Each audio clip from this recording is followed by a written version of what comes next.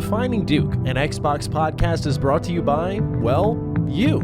If you want to learn how to support the show, go to patreon.com/laststandmedia.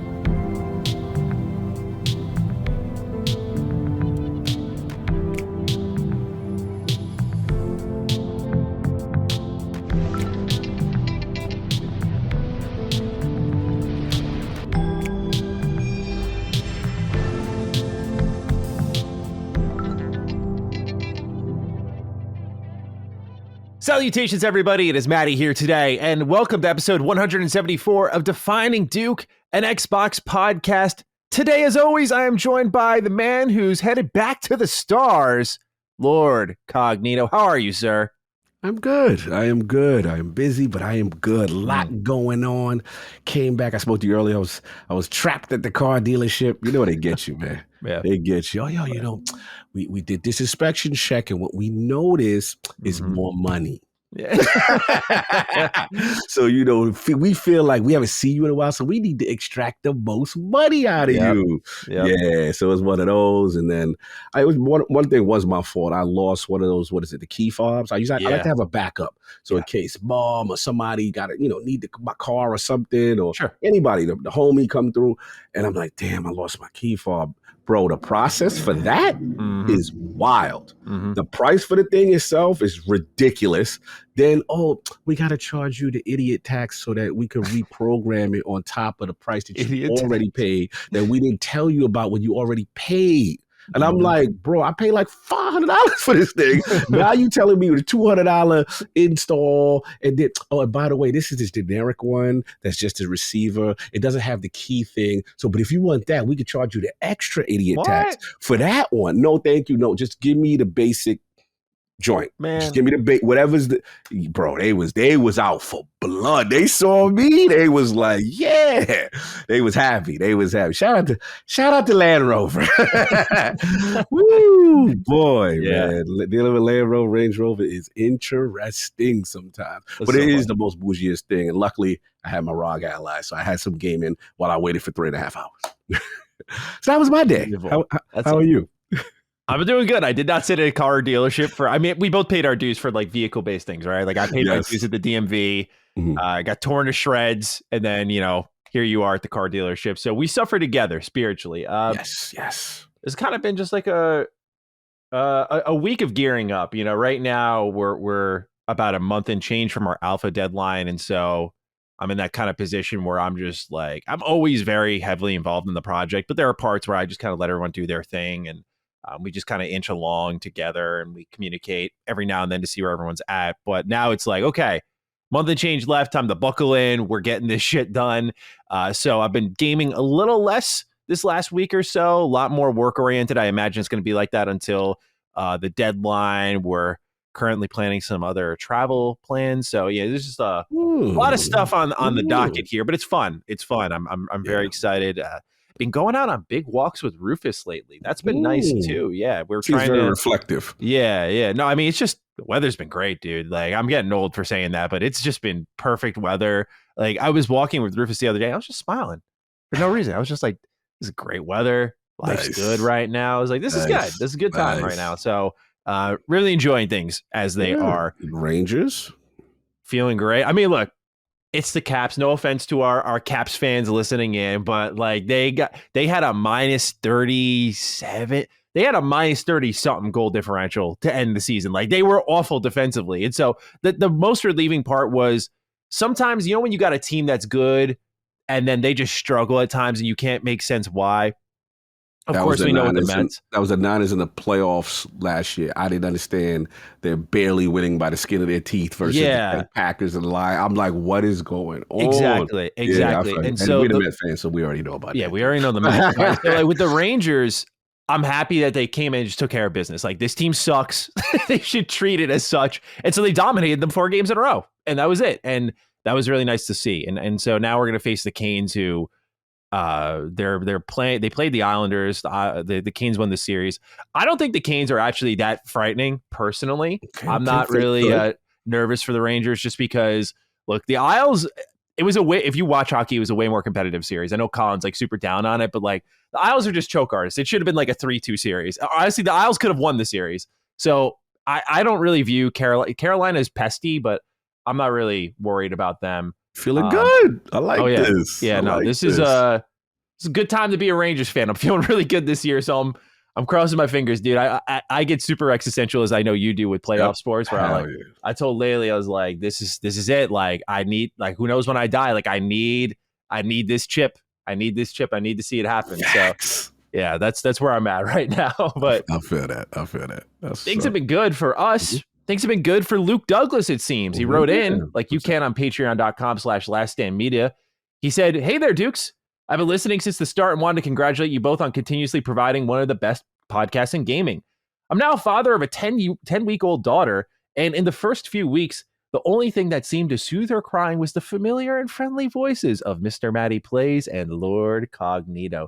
Thank you for unknowingly supporting me to get decent sleep during some desperate times parenting little Callie Rose. As always, thanks. Health is, well, most certainly your wealth, Luke from London." Thank you, Luke, for writing in. Luke this is London. This is so funny because I think of the belligerent shit like that. I just think of this stuff. Like, this kid's gonna wake up one day. Like, what are her first words gonna be? It's gonna be like, outside, out of pocket. The Duke vernacular will definitely permeate the children. Now, salute to Luke. That's awesome. It's funny what kids, when they're that age, what they gravitate to. What are the calming things? Hey, find a Duke, man. Put your kids out there. We might start a little nursery school. Just had our voices playing. This isn't the first time that people have said that, like, their kids have, like, listened to our show, which I always find interesting because you never really know who's listening. Like, you and I continuously get surprised when we learn, like, certain people in the industry listen to our show, or like different professions, like in just the typical working world. Listening to our show, you just never know. So to hear stuff like this, I always find, like, equal parts gratifying, but also kind of funny. Absolutely. It's hilarious, man. And dope at the same time. I love it. Yeah, we appreciate you, Luke. And congrats on the new daughter, man. Oh, yeah. Congratulations, London. Big up. Bobo. I mentioned kind of funny. It's kind of relevant. We got a few write-ins about this. I thought it was worth bringing up here. Christopher Taylor wrote, "Breaking news, Kind of Funny XCast is no longer a standalone show. Let's keep the Dukes running strong and not take this Xbox gathering and family discussion for granted. Thanks, gents." And it was really interesting I'm sure Colin will have extreme thoughts because he worked with them, history. Of course. But it was kind of surprising to see this because on one front, you don't, like, change your programming if things are going well, but there was I think there's really, like, us. If you look at, like, top Xbox podcasts, it was us, XCast, and Xbox 2. I think really Xbox 2 and us just, like, trade spots for, like, the biggest one. But this was kind of surprising to see, man. Especially with Xbox really, I know, famous last word, always gearing up, though, for, like, a big push. I feel like the hottest conversations have been around them, where, like, business-wise even, I thought it makes sense to hold on to it. But it's kind of surprising to see. And so I just wanted to kind of, I guess, document that and also just share a couple of thoughts on it, just because again, I was a little surprised that they canned the XCast show. They also canned their PlayStation show. But any thoughts on this, guy? Yeah, I mean, obviously I got, respect for a lot of guys over there. I know Snowbike Mike. I met him personally a few times. Great energy, good dude. He's always got love. He always says love to the Dukes. He's always said love to the Dukes. And of course, Paris Lee, who I met finally for the first time last year, and we've been cool. And look, at the end of the day, it's definitely a transition. Those guys are, and I didn't meet Gary Wood. I actually, what's funny is, true story, before we linked up with Defining Duke, I made my debut on Kind of Funny XCast maybe a month, two before. Really? I'm one of the rare individuals that can say I've been on all these networks. So, I was on there. They had me on. It was, son of a bitch. Crossing enemy lines. But look, man, they showed me tremendous love. This is during the COGS free agency period, I guess. You know what I'm saying? Before Maddie came through with the snatch me up with the van.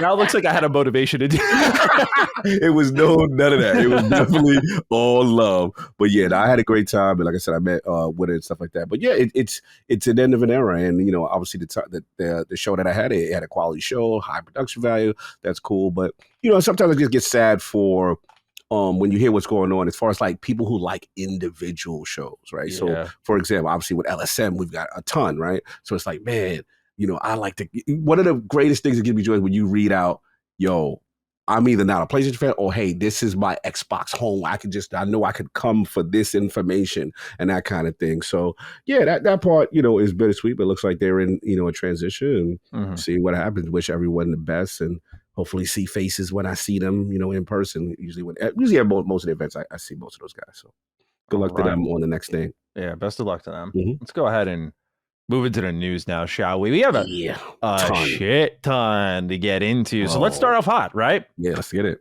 Starfield, pretty insane update arriving in May. Cog, would you kick us off? Thank you, sir. Ready.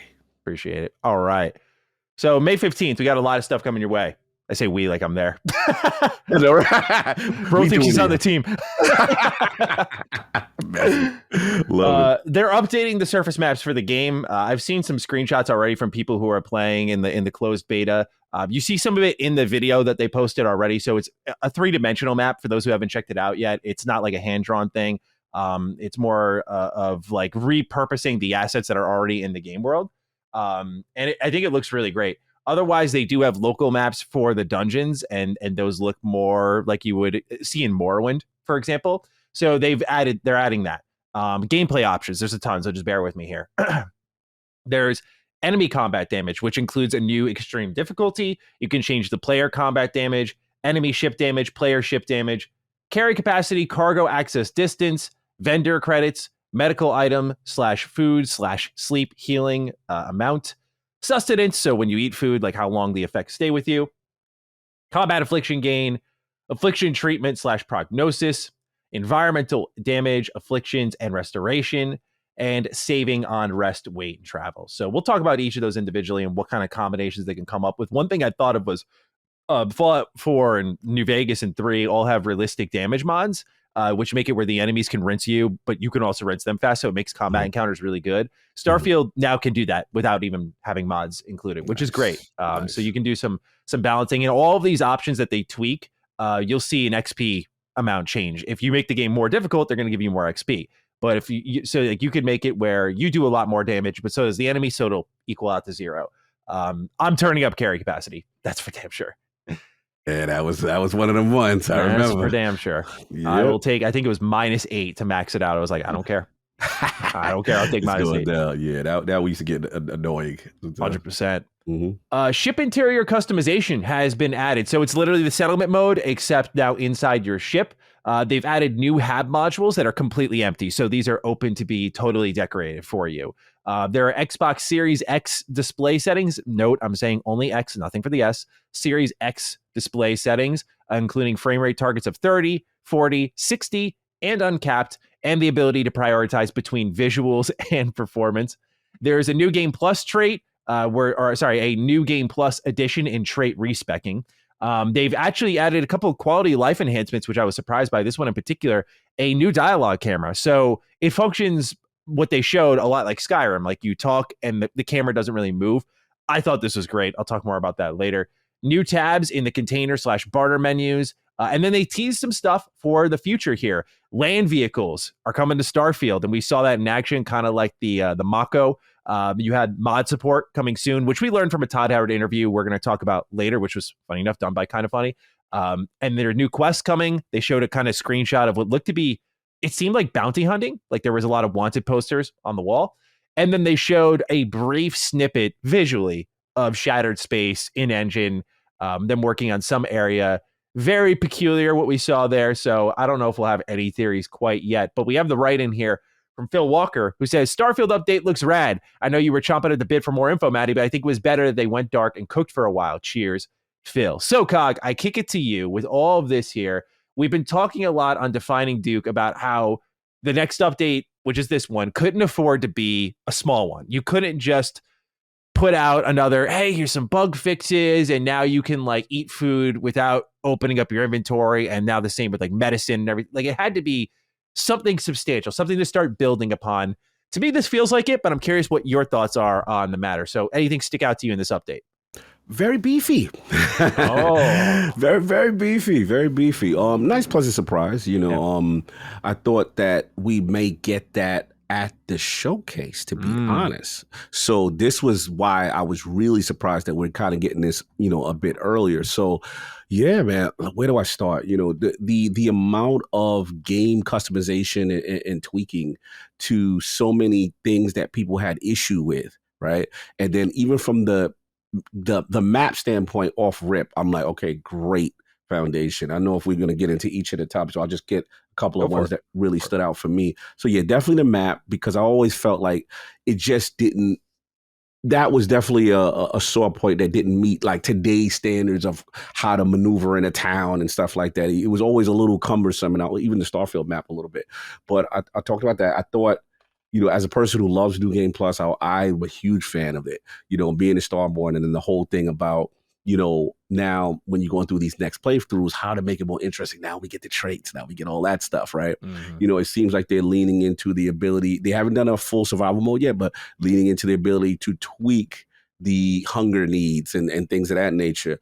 As a person who ship builds a lot, the Habs being pre-configured was always a little weird to me, because I'm like, man, I have to take these individual modules that may be engineering bay and deal with it in the way that they've established it and laid it out. Now I have the customization. So I thought that was dope. But I gotta be honest, bro, I didn't see 60 frames. Really? Okay. Yeah, I can see that. I didn't see that coming. And this is a huge surprise. This to me is way more significant than we are led to believe. And the reason why I'm saying that is, one, obviously the verbiage at the time, this was our vision, 30 frames. We didn't fight them. Now, mind you, when we played the game, when we reviewed the game, we were like, man, you don't even feel it. It doesn't feel like the typical 30 molasses energy. It felt good and tight. Oh, by the way, salute to the gunplay stuff that they were doing in here too. That was super tight. I loved all of that. But back on point with the 60, now you're talking 60. Now you're talking VRR for guys like me who have your OLED displays, right? And you can put VRR up to past 60 uncapped for guys that got the 120 hertz TVs. That's me. So this is like silky smooth, screaming my language. Internally I'm hearing they are popping bottles. They are like, yo, what's going on? I'm like, look, this is cool. Like I didn't see this coming. Now this is why it's important though. To me, this signifies a major internal strategy change, because we have all known for Xbox first party, they have been consistent with parity for the most part. Series S, little man, you have to be the same as this. Yep. This is the breakaway. So to me, this is a positive, because at the end of the day, if it can do it easier on the X without, development, give us the feature. This is the kind of thing that Larian encountered, remember? Yeah. So what it showed me is, they was ready that they could, or I should say I shouldn't assume that they were ready. But what it shows me is this is possible. It's possible. And this is now a milestone that an internal Xbox game studio is not beholden, because the only time they've done this in the past is made exceptions for certain little third-party games here and there. This is a big deal. And I like it. You know what I'm saying? Give us that functionality if it has it. I know if you're a Series S, you're like, hey, what's going on? We may have to wait. I mean, Cyberpunk, remember that drink took a while. You know what I'm saying? For you, I don't know. But I like this. That to me shows the policy shift is changing. And I'd like to see more of it if it's possible. But look, it's so much. I know you're going to get into it. There's so much that they've added to this quality of life. I thought was really, really cool. But tell me the ones that got you. What was the surprise? What was your energy on this one? Because I know you've been shouting at the rooftops, bro. Where y'all at? Like, I mean, we're past the 6-month mark. It was overdue, and I think even though it's great, and this is what I said is, once they start dropping big updates, it's going to matter less and less how long they took. But the reality is still that they pissed away a lot of time, it felt like, to get to this point. I hope that they add a survival mode. I know that we can kind of tweak to make our own survival mode, but I would like it if they had like a curated difficulty that adjusted these options and maybe added a couple other features that made it where, again, Starfield is that survival experience. I think it's all right there. All the pieces are there. Maybe that comes down the line. I just think the game is so well set for it. So with, fuel limits and things like the afflictions, different planets feeling the same and having their own elements. It would, especially with fuel limits, it would force you to stop on certain planets, like build up your resources. I feel like the game would really come into its own in a way that it has yet to. I mean, when you look at this update, in some instances, there are things that I think just make sense that we're missing. And you start to, it's funny because as the interview we're going to talk about with Todd Howard later, he kind of defends Starfield saying, well, it wants to be its own thing. Mm-hmm. But a lot of the things that Starfield does, so does Elder Scrolls and Fallout, I think handled them better over there. Mm-hmm. And so when I see things like, ship interior customization, it's like, that's how it should have, in my opinion. I don't want to speak for everyone. That's how it should have been in the first place. As in, ship interior customization should have been a big priority. I don't think settlement building needed to be in Starfield as badly as something like you spend way more time in your ship than any single settlement in this entire game. Yes. So I feel like that was a moment where I went, it kind of feels like it's coming to its own. I like Starfield's Oblivion-esque camera. I think it works when you're in dialogue, but in long conversations where you're just freeze framed on one dude or chick the whole time.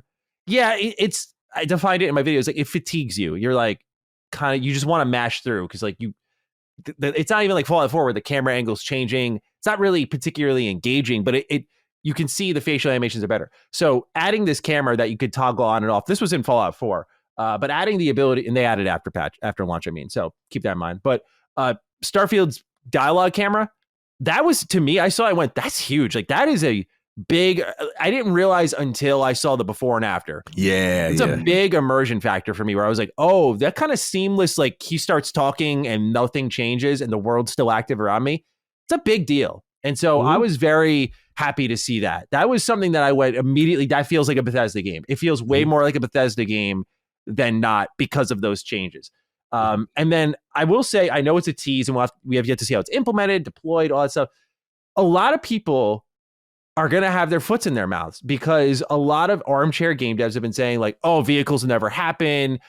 Creation engine can't load these environments quick enough. And I always said it would be mechs. So I'm not going to say you're to my own horn. Like, I was right. I thought it'd be mechs because of the lore. Land vehicles, I'm not going to complain about though. But look, a lot of people said this shit wasn't going to happen. And a lot of people, mod support's coming soon. They're talking about it. And a lot of people said that wasn't going to change shit. So I have just been sitting quietly watching as I'm sorry, but they prove a lot of fucking people wrong. And I get it. The game sucked in some areas for sure, but they're proving a lot of people wrong very quickly with one update that was significant. And I worry when we get a year or two down the line, what this is going to look like for some people, because I think it was a really easy game to dogpile. And I get it. Sure. It was, I saw the views. It was a really easy game to kick the shit out of. And it had its flaws, which I understand were worth critiquing. I did the same, but I looked at these teases for the future of what's to come, and I saw the land vehicle. I went, bro, okay. When they showed it. Yeah. I was told that was not possible, right? Same. Not by Bethesda. I'm saying I was told by many in the community that's impossible. And I was just like, how is that not possible when they figured out spaceships? I know spaceships, like you're out floating, literally in space, you're not loading as much of the environment from what we can see. But again, this goes back to, not to get on a rant here, but this goes back to the fact that so many YouTubers are armchair game devs. And I'm no fucking expert myself. I'm still figuring it out as I go, but like, there's so many people who have just been talking out their ass. And now when this happens, they're like, there we go. Nice, Bethesda. Vehicles. It's like, motherfucker, you were the same one saying it wasn't possible. Now you're on the other side of the fence. It's sickening. It really is. It's so backwards to me. But nonetheless, those were my thoughts on everything that I saw. I really like what they've done here. It's not the end of the road. Quests are still a big thing. You got the exploration from A to B fixed because Todd was leaning into this whole idea like, well, you have the jetpack or the jump pack. I was like, dude, no, it's we do not get point A to B quick enough. That we need that vehicle stat. And so I'm glad they listened. Next step, and they talked about new quests. Next step is filling out these planets with content. And I'm hoping, and I think it will be for starters, but I'm hoping it's not just repeatable stuff. Like, I usually just let games kind of go. But with Starfield, when I finished my review, I emailed Bethesda. I was like, yo, you guys need to figure out like what is going on these planets and get not procedural shit on a ton of these planets. Like, I don't care if you got to spread the wealth and it's one quest per planet, and it takes time. Like, you got to put something on each of these because it's just not acceptable in this state how hard it is to find content. And that feeling of like knowing you would find something per planet could go an extremely long way, or particular systems, like highlighted systems, something along those lines. So yeah, man, I love the update. I really do. It's a great first step after all this time. I think it was worth the wait. I do wish they did some of this sooner, just because, again, it looked really bad for the game to be 8 months after its life cycle and just doing continuous bug fixes. I know that goes a long way for some, but I what I worry about, Cog, and I'm curious if you agree, is like there's a degree of people who I wonder if the whole Bethesda mantra got in their heads. Like, quality is super important. It absolutely is. But I feel like I'm verging on the edge of sounding like a complete fanboy. I do always feel that a lot of the bug experiences have been grossly exaggerated in Bethesda Game Studios games. Not that they don't happen, but like people talking about like the game's fucking chugging constantly. I can't play it. I have played these games for my entire life. I have put probably more time into it than most people talking about it. Yes, I work with these games extensively. The last time outside of the Fallout 4 Next Gen update, like I've never really had problems with Fallout 4. All the content's always worked with me across all systems. I got the Platinum on PlayStation. I played a ton on Xbox to test console mods. PC is where most of my hours are logged. Like at a certain point, again, I feel like some of this stuff gets grossly exaggerated, but if you're Bethesda, how can you not respond to it when it's all people say about your games? Yeah, right? I don't blame them. So I wonder if like all that focus on bug fixing and stuff was like just like a mindset thing, man, especially the game, the way it launched, like Starfield was in a technically minus PC missing key features that were inexcusable, like DLSS, was pretty stable at launch, but no one cared because the game was designed poorly in some aspects. And hopefully it's a learning lesson for Bethesda to just look, man, deal with the jank comments because it's worth it. More people were celebrating Skyrim and Fallout 4 and like now even look at 76, man. And all those games are janky as fuck.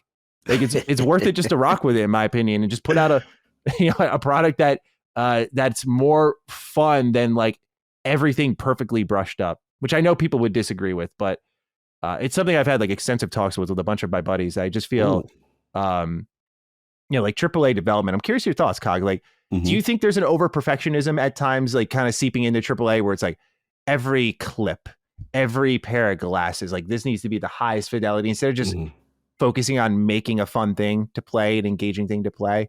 That's a great question. I think so. I think that there's also, a lot of fan expectation. We talked about armchair developing and the fans, out here break it down if the, the apples in a bowl are interactable behind you in a game or not, right? So it's like we're at that level. The budgets are up, and I think that it is something to be that they're aware of, and I just think that there's so much pressure on these studios. And look, with Starfield specifically, it was one of those things that, obviously, how I feel about the game, but I'm not going to sit there and say that it was a perfect game and it didn't have its flaws, of course. But I do agree with you that I think they internalized that very hard. There's no way you're Bethesda and you don't look at these comments of, this huge contingent of people continually dragging your game and saying it's the worst. And let's be real. Again, I'm not fair or not. We have to be cognizant that this was a huge SEO farm to say. I see things like, Starfield is now no longer the top played after 3 months. And I'm like, what are we doing? What are we really doing? We're comparing this to a live service game. Isn't that a testament to a single player game to even able to have that live service like energy for a single player game? So I'm done defending. I don't want to come off a fan. They heard me hum enough on these dudes. I've been humming on these dudes for a long time. Pause. But the thing is, it's like this. They take the feedback, add the things that you need to add, and I think they've listened. They wait. They, like the comment said, went quiet, start to cook on this stuff. But to me, the biggest things, seeing that land vehicle, because that is huge on these planets. Let's be honest. The traversal on these planets, jump packing around after a while, gets to you. So that's the first thing. Then the second thing is, I gotta be honest. I think you're on it with your overall point that we may look back at this. You've always said this, that it was judged unfairly, and that when we get to where we get to, where they go, that it's going to be viewed differently. You know what I'm saying? And I also think it's going to help that perhaps if it goes to another platform, it may be viewed differently also.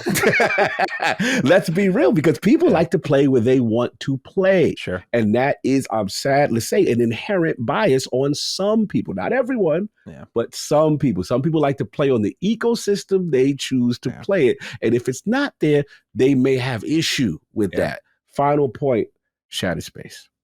Man, I know it was just a little backdrop.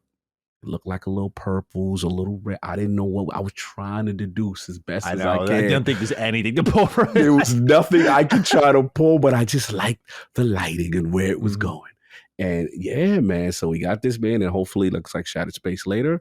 I'm excited, man. I'm excited. I've been chomping at the bit, for a reason to get back into it. And this is a good start. This is a good foundation. I didn't think we'd get it this early. I thought it would be combined with Shattered Space. So we're getting this early and we see what's up. But yeah, I love the commitment. Good. Kudos to the team.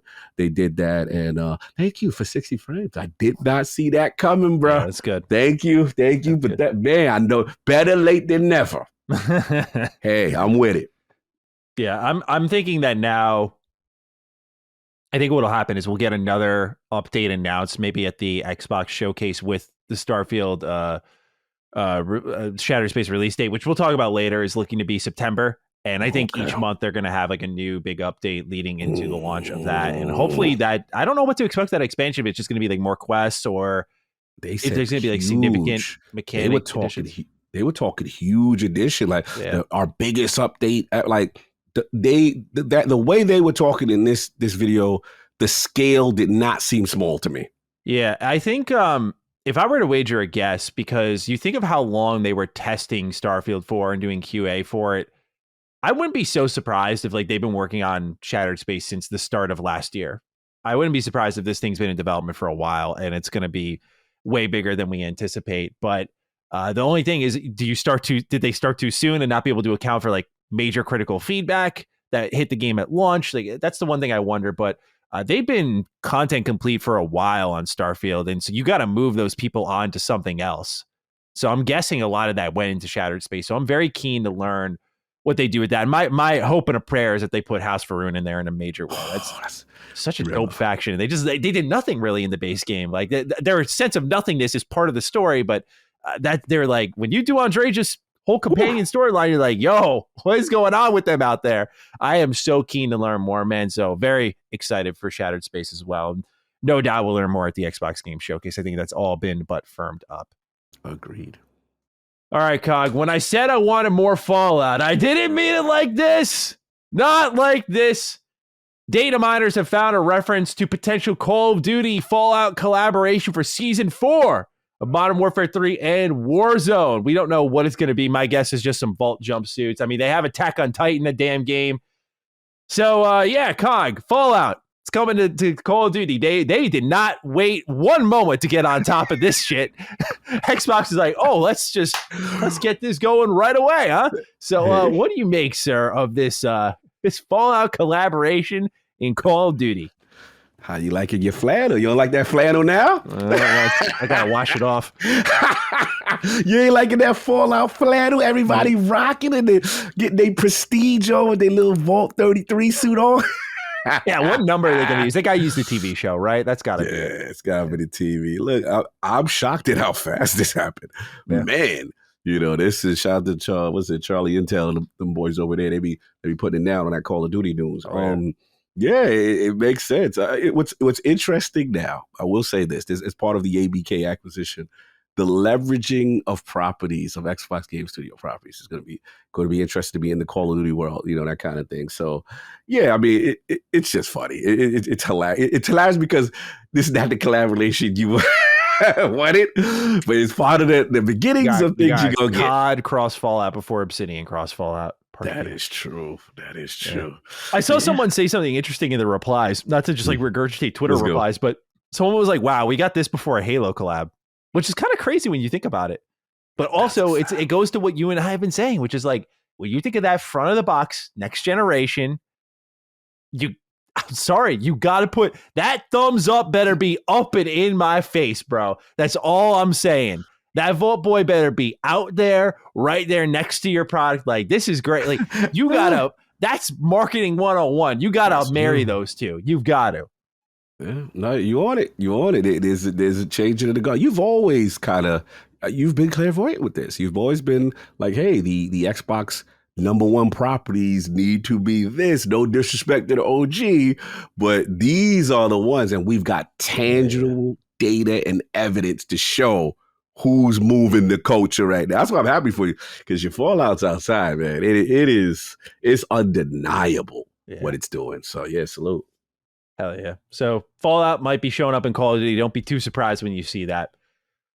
We talked about this one extensively on Of All Places Constellation. So if you want to see Colin and Micah chime in on that alongside us, that was Colin's topic selection, because we're talking about Xbox's earnings report. In particular, one stat stood out among them all, which is that the Xbox hardware sales are down 31% year over year.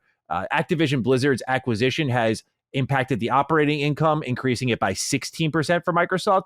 Meanwhile, operating expenses have increased by 1.3 billion or 41% due to that growth. So a pretty big company to take on, as we all knew.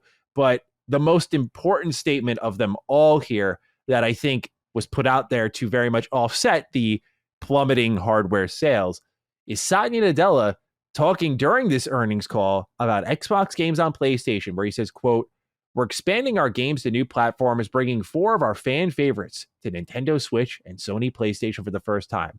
In fact, earlier this month, we had 7 games among the top 25 on the PlayStation Store, more than any other publisher," end quote.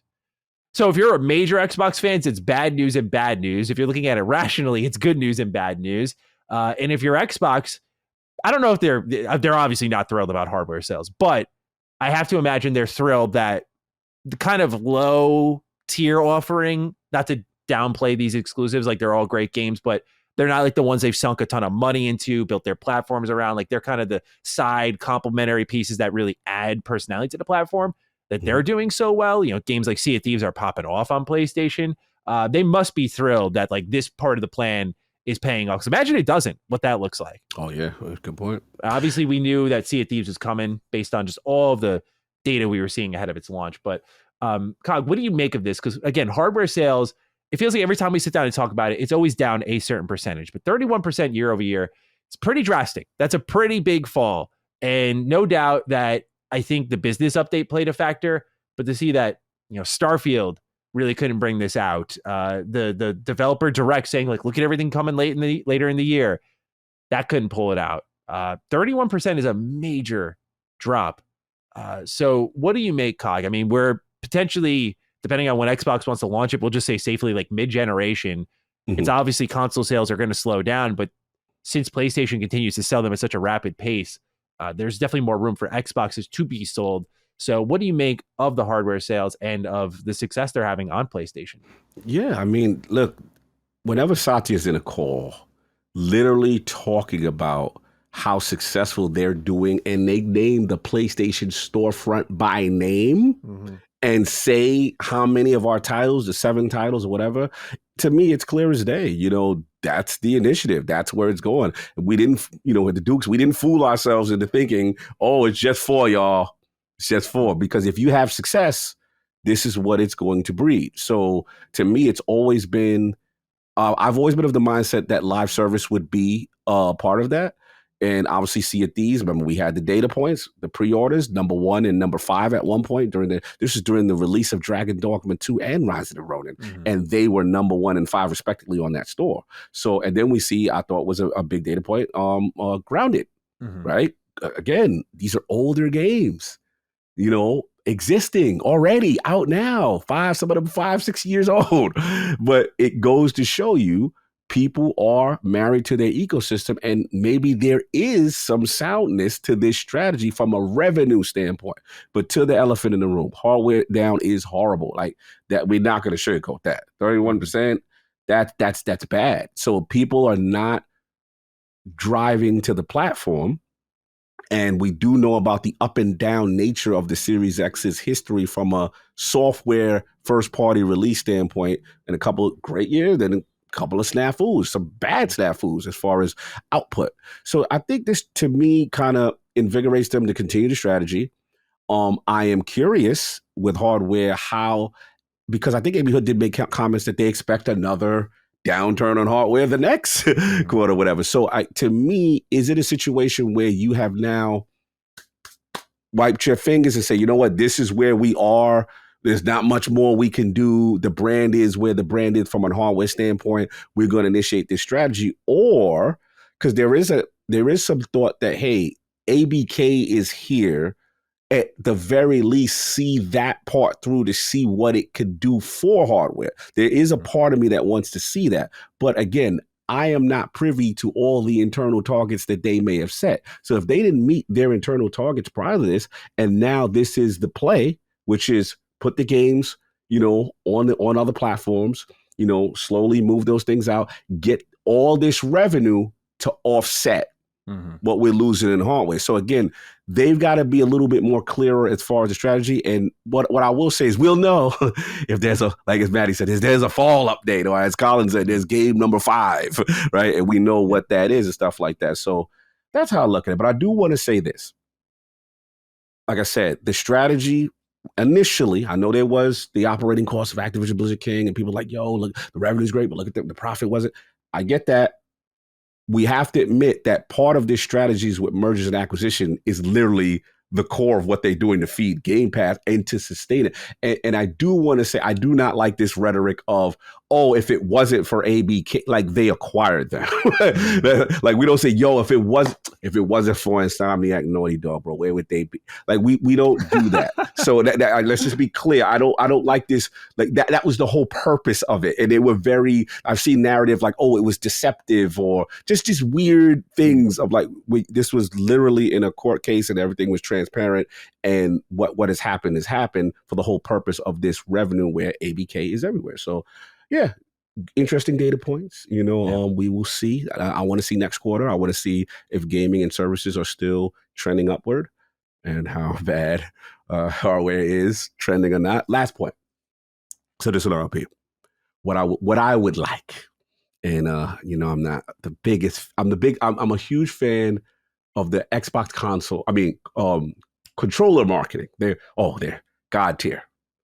But the console marketing department, I'm gonna need y'all to come to the front of the congregation. I don't want to see rap guy. That's what I'm saying. No, no sleeves, no rap guy. No, like, can we get a dedicated Series S, Series X, Call of Duty, Gulf War console themed? You know what I'm saying? If they don't do that, I'll have lost hope, bro. Like they're, as we'll talk about, basing a whole direct around Call of Duty. It was already weird that they didn't do one for Starfield and it got a laugh. But Call of Duty, the thing you fought tooth and nail for, if that doesn't get a console, I give up, bro. They had us watching this court case like it was the People's Court, Judge Judy, every week to find out the results, who's the father, who's not. We out here. It was an episode every week. It really was. You fought blood and nails, and you not going to put, you better plaster your name all over these boxes. You better put, I don't want no Blade uncertainty at the end of the trailer where you don't see the Game Pass low. Bro, you bet to do that. I'm on y'all. Like I said, now, for those who are there, and if you are like, Cog, we tried to do it, but they said no. If y'all, but the only excuse y'all got is if Brass said there is no budget for y'all. But even that is still no excuse, because y'all need to, if you want to improve 31%, don't you want to improve? I think you need to improve 31%. I think you definitely need to improve. I think it's not good. That's just me.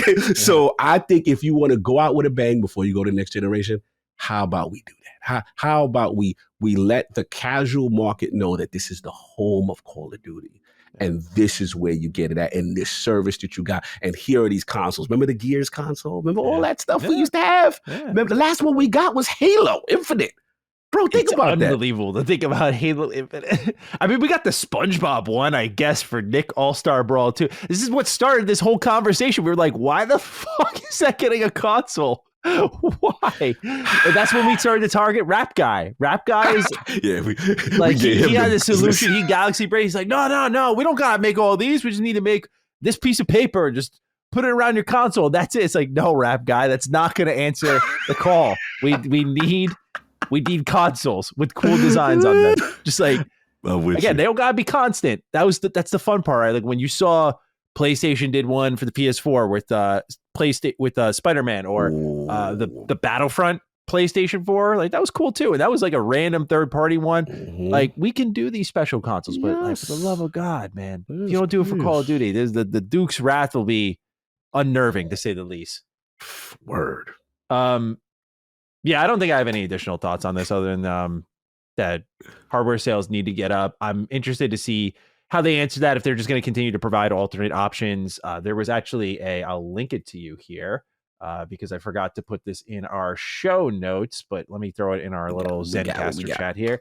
That Microsoft is gauging interest on handheld gaming devices in a survey. And, we continue to just hear many rumors about that. And literally, like, someone posted an email that was titled, Microsoft requests feedback for your gaming handheld device. So seems like they might be poking around, figuring things out. Windows Central had said as much. So I'm interested to see how they continue to invest in the face of plummeting hardware sales. Like, are they looking at Nintendo and going, we just need, like, the Wii U is failing. We just need to find our angle, our niche, our thing that makes playing games unique. So I think you kind of have it with Xbox and cloud gaming, but we'll see where they go with it nonetheless. Yeah, I mean, I'm very excited about a handheld. And again, if this is another one of those what I consider Trojan horses to get more users that would not buy a traditional console, then I'm all for it. So yeah, they're definitely taking the feelers out there, what people want in a device like that.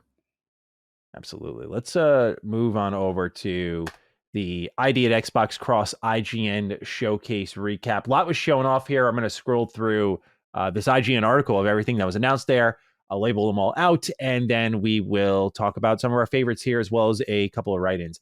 Aster Blade of the Monolith is out on May 30th. This is a hack and slash RPG. 33 Immortals closed beta is set for late May. Palworld is getting a big update with new pals this summer. There is World War II era Commandos Origins getting a closed beta this summer. Centrum is an 8-bit point-and-click adventure game coming this summer. Lost Records Bloom and Rage. This is actually from Don't Nod, like the Life is Strange developers. No release date, but it does get a new trailer. Keylocker is out this summer on PC and Xbox. Developer Munana explained on the game Steam page that the Mario and Luigi RPG series and Chrono Trigger inspired Keylocker. Then there is Stampede Racing Royale. It's a battle royale racing game with 60 players on the course. Then there's Jackbox Naughty Pack, which is coming out this year. Times and Galaxy gets a June release window. Sulfur is a contemporary shooter with old school vibes coming to Xbox. Farah, The Sundered Tribes, is out later this year. That's an action RPG. The gameplay and screenshots that they say here describe something similar to Monster Hunter World. All You Need Is Help also got a official reveal trailer. It's a quirky puzzle game from the creators of Pixel Junk Monster, so if you're into that, maybe check it out. Tales of Iron is getting a sequel called Whiskers of Winter. It's a new trailer for this, but still no release date. This comes from Oddbug Studios, and it's kind of like a 2D, almost Souls-like in the terms of difficulties. Hangry gets a gameplay trailer. Briefly, it's called a snack and slash RPG. Promise Mascot Agency got a reveal trailer. It's from the creators of Paradise Killer and includes card-based battles. Depersonalization gets a launch trailer. So you can go ahead and check that out. And it says 5 games published by Gamera Games are headed to Xbox Game Pass in Depersonalization, Firework, Volcano Princess, Kelperth, and The Rewinder. All these games were initially released on PC before today's announcement. And over 15 games from the Triple I Interactive Showcase will be playable on Xbox. Dungeons of Hinterberg gets a new trailer focusing on the gameplay. This is a social sim action RPG with cel-shaded graphics. And Vampire Survivors Operation Guns DLC gets another trailer before its May 9th release date. And I'm sure Phil Spencer made a special appearance for that one. Now, I went over to the Pure Xbox, and 8 of these games are on Game Pass here. I'm reading it here. They say 33 Immortals, Power World, Commandos Origin, All You Need Is Help, Gamera Games, so all of those games we mentioned, Dungeons of Hinterberg, Vampire Survivors, and Humanity, which totals out to 12 of those games we saw going to Game Pass. So, Cog, was there anything here that stood out to you? Because Diago Padreo writes in, and congrats to Diago, like 3 write-ins in a row, man. You're killing it here. Hello, Dukes. Usually I try to be positive and give a bit of love or failed attempts at comedy toward everyone, but I need to vent my frustration. IGN's show for Xbox Indie sucked major ballsack. His words, not mine. Cringe presenters with lines like 4 flavors of games that taste great together unless you try all of them at the same time, which is not the recommended way to enjoy them. A commercial for Xfinity during the game showcase. Multiple references to Podcast Unlocked. A trailer out of frame that cut the text. Barely any explanation on what any game was about unless the game itself tells you. Have they never seen a Nintendo Indie Showcase or presentation? I'm sorry, but Xbox has been delivering quality showcases from developer to summer to Tokyo Game Show, and this is seriously what they decided to go with for their indies? Was there nobody whatsoever at ID that could do this to begin with? Is this the need to be loved by IGN that big? I apologize, Dukes, but this was frustrating. As always, have a love yourself before needing a company to love you kind of day. All right, so Diago was displeased heavily with the showcase, Cog. What did you think? I got a chance to watch it at the dealership because I missed a little bit of it when it dropped on Monday. But look, Diago's the homie. You know, I got love for him. Look, I will be, in fairness to him, there were some cringeworthy moments that I'm like, all right, guys, come on. You know what I'm saying? Like, now, to their defense, they got off the screen fairly quick and they got to it. The thing that annoyed me was actually commercials during it. I was just like, can I just get to it? So this, to me, I look at it 2 ways. You can sit there and say, look, Xbox, you're better than that. You could do your own show. You don't need to rock with IGN. But we have to be honest as far as where the eyeballs are at. Right. Mm-hmm. And I think this is a situation where they chose eyeballs. They chose literally one of the largest networks, video game networks. We're not going to sit there and discredit IGN in that respect, you know, as far as them being a huge outlet. And the way I would look at it is similar. It would be Microsoft debuting something at the Game Awards. You at some point, if you intend to make your products visible to people that were not familiar with your ecosystem, you're going to have to play the game. And I think that's what this is. So I don't have too much problem. I thought for the most part, they did all right. But yeah, there was some roll the eye moments. I ain't even going to sit there and hold you. Like, there was some moments I'm like, come on. Y'all doing too much with the jokes and all. It's crazy to just get to it. But I did like that when they showed the games, a lot of them, they let the 33 Immortals developers speak. They wasn't on camera. I thought that part was cool. As far as I'll let you go on the IGN thing if you want to jump on that, and then I'll get into the games. Okay. As far as that was that. As far as the games, obviously 33 Immortals, I'm still excited about. They went more in depth about cooperative features and stuff. It's still giving me a lot of Banner Saga energy with the animations and the art style stuff. I just want to see if there's still a little stiffness to it a little bit. I don't know how to describe it where the impact or something just hitting. Like everything is there for me to love it. And I'm not saying it's going to be bad. I need to play it because when I'm watching it, the hits or something just don't look impactful. But the magic and everything do. I'm talking about like the sword hits don't look impactful just yet. But I liked everything they said. So I'm excited about that. Who else was there? There was a lot. All right. That the Commando game has my attention. The one with the sniper. Yeah. It looked like a turn-based with a sniper mechanic. Yeah, it was really cool. Yeah, I like that one. There was that one. Centum looked weird as hell. I didn't know what was going on. It looked crazy. I mean, just a little intrigued. It's all over the place, but I'm a little intrigued. Farah, I played at PAX, and they got something, man, but they gotta get their frame rate together. Hopefully, because that's the one where you glide. It's the Monster Hunter thing where it's very colorful. You beast fighting, and then you got glide to almost like a Spider-Man mechanic, and you can link back to gliding and all of this stuff. I like that. It's very ambitious. I interviewed those guys, great team, but I'm hoping they can get the framework thing. And then the last thing, Sulfur looked really cool. I like what Sulfur was doing. Very, old school action.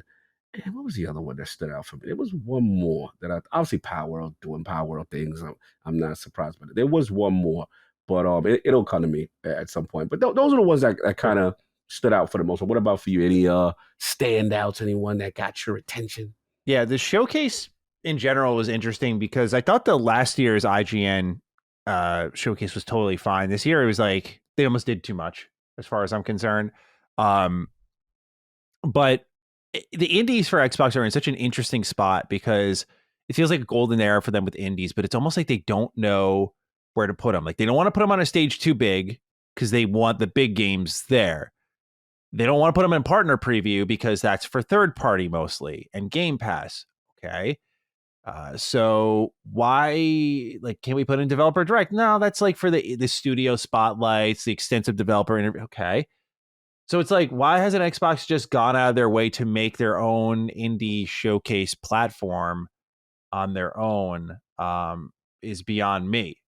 Just because why are we leaning on, like, everyone I think would cover these games anyway, maybe just by making sure IGN, like the number one news outlet, has their hand in that cookie jar is like a really good sign for them. Like, you know, we're gonna at least get this out here to. I'm trying to look at it from my point of view. Like if I'm handing ID at Xbox my game, right, and they're like, okay, we're gonna handle marketing for this. Like we're thinking, Matt, we're gonna put this in the IGN showcase. I don't know. Like I'm like, that's it. You're gonna get the most eyes you're gonna get, though. You think? I don't. Oh yeah. I mean, but that's a good point. IGN juices their numbers. See, I'm a content creator, so I see what they do. Tell me. Yeah, they go live so early and just farm viewers. And so when the stream ends, it's like stream is viewed by 500,000 people, and I'm like, yeah, but maybe like 6,000 of those people actually watched your showcase. But they use that number most likely to be like, look how great these numbers are. You want to host with us exclusively, and it's disingenuous. It's disingenuous. I watch how early they go live for like every showcase reaction. They're live for like 3 hours before then. Yes, just letting trailers roll, old coverage roll. You're right. And they farm the numbers. And so that's why I'd be like, I don't know, man. Like, do they get the traffic? Because I've seen IGN post some stinkers, like any YouTuber or any YouTube channel, I should say.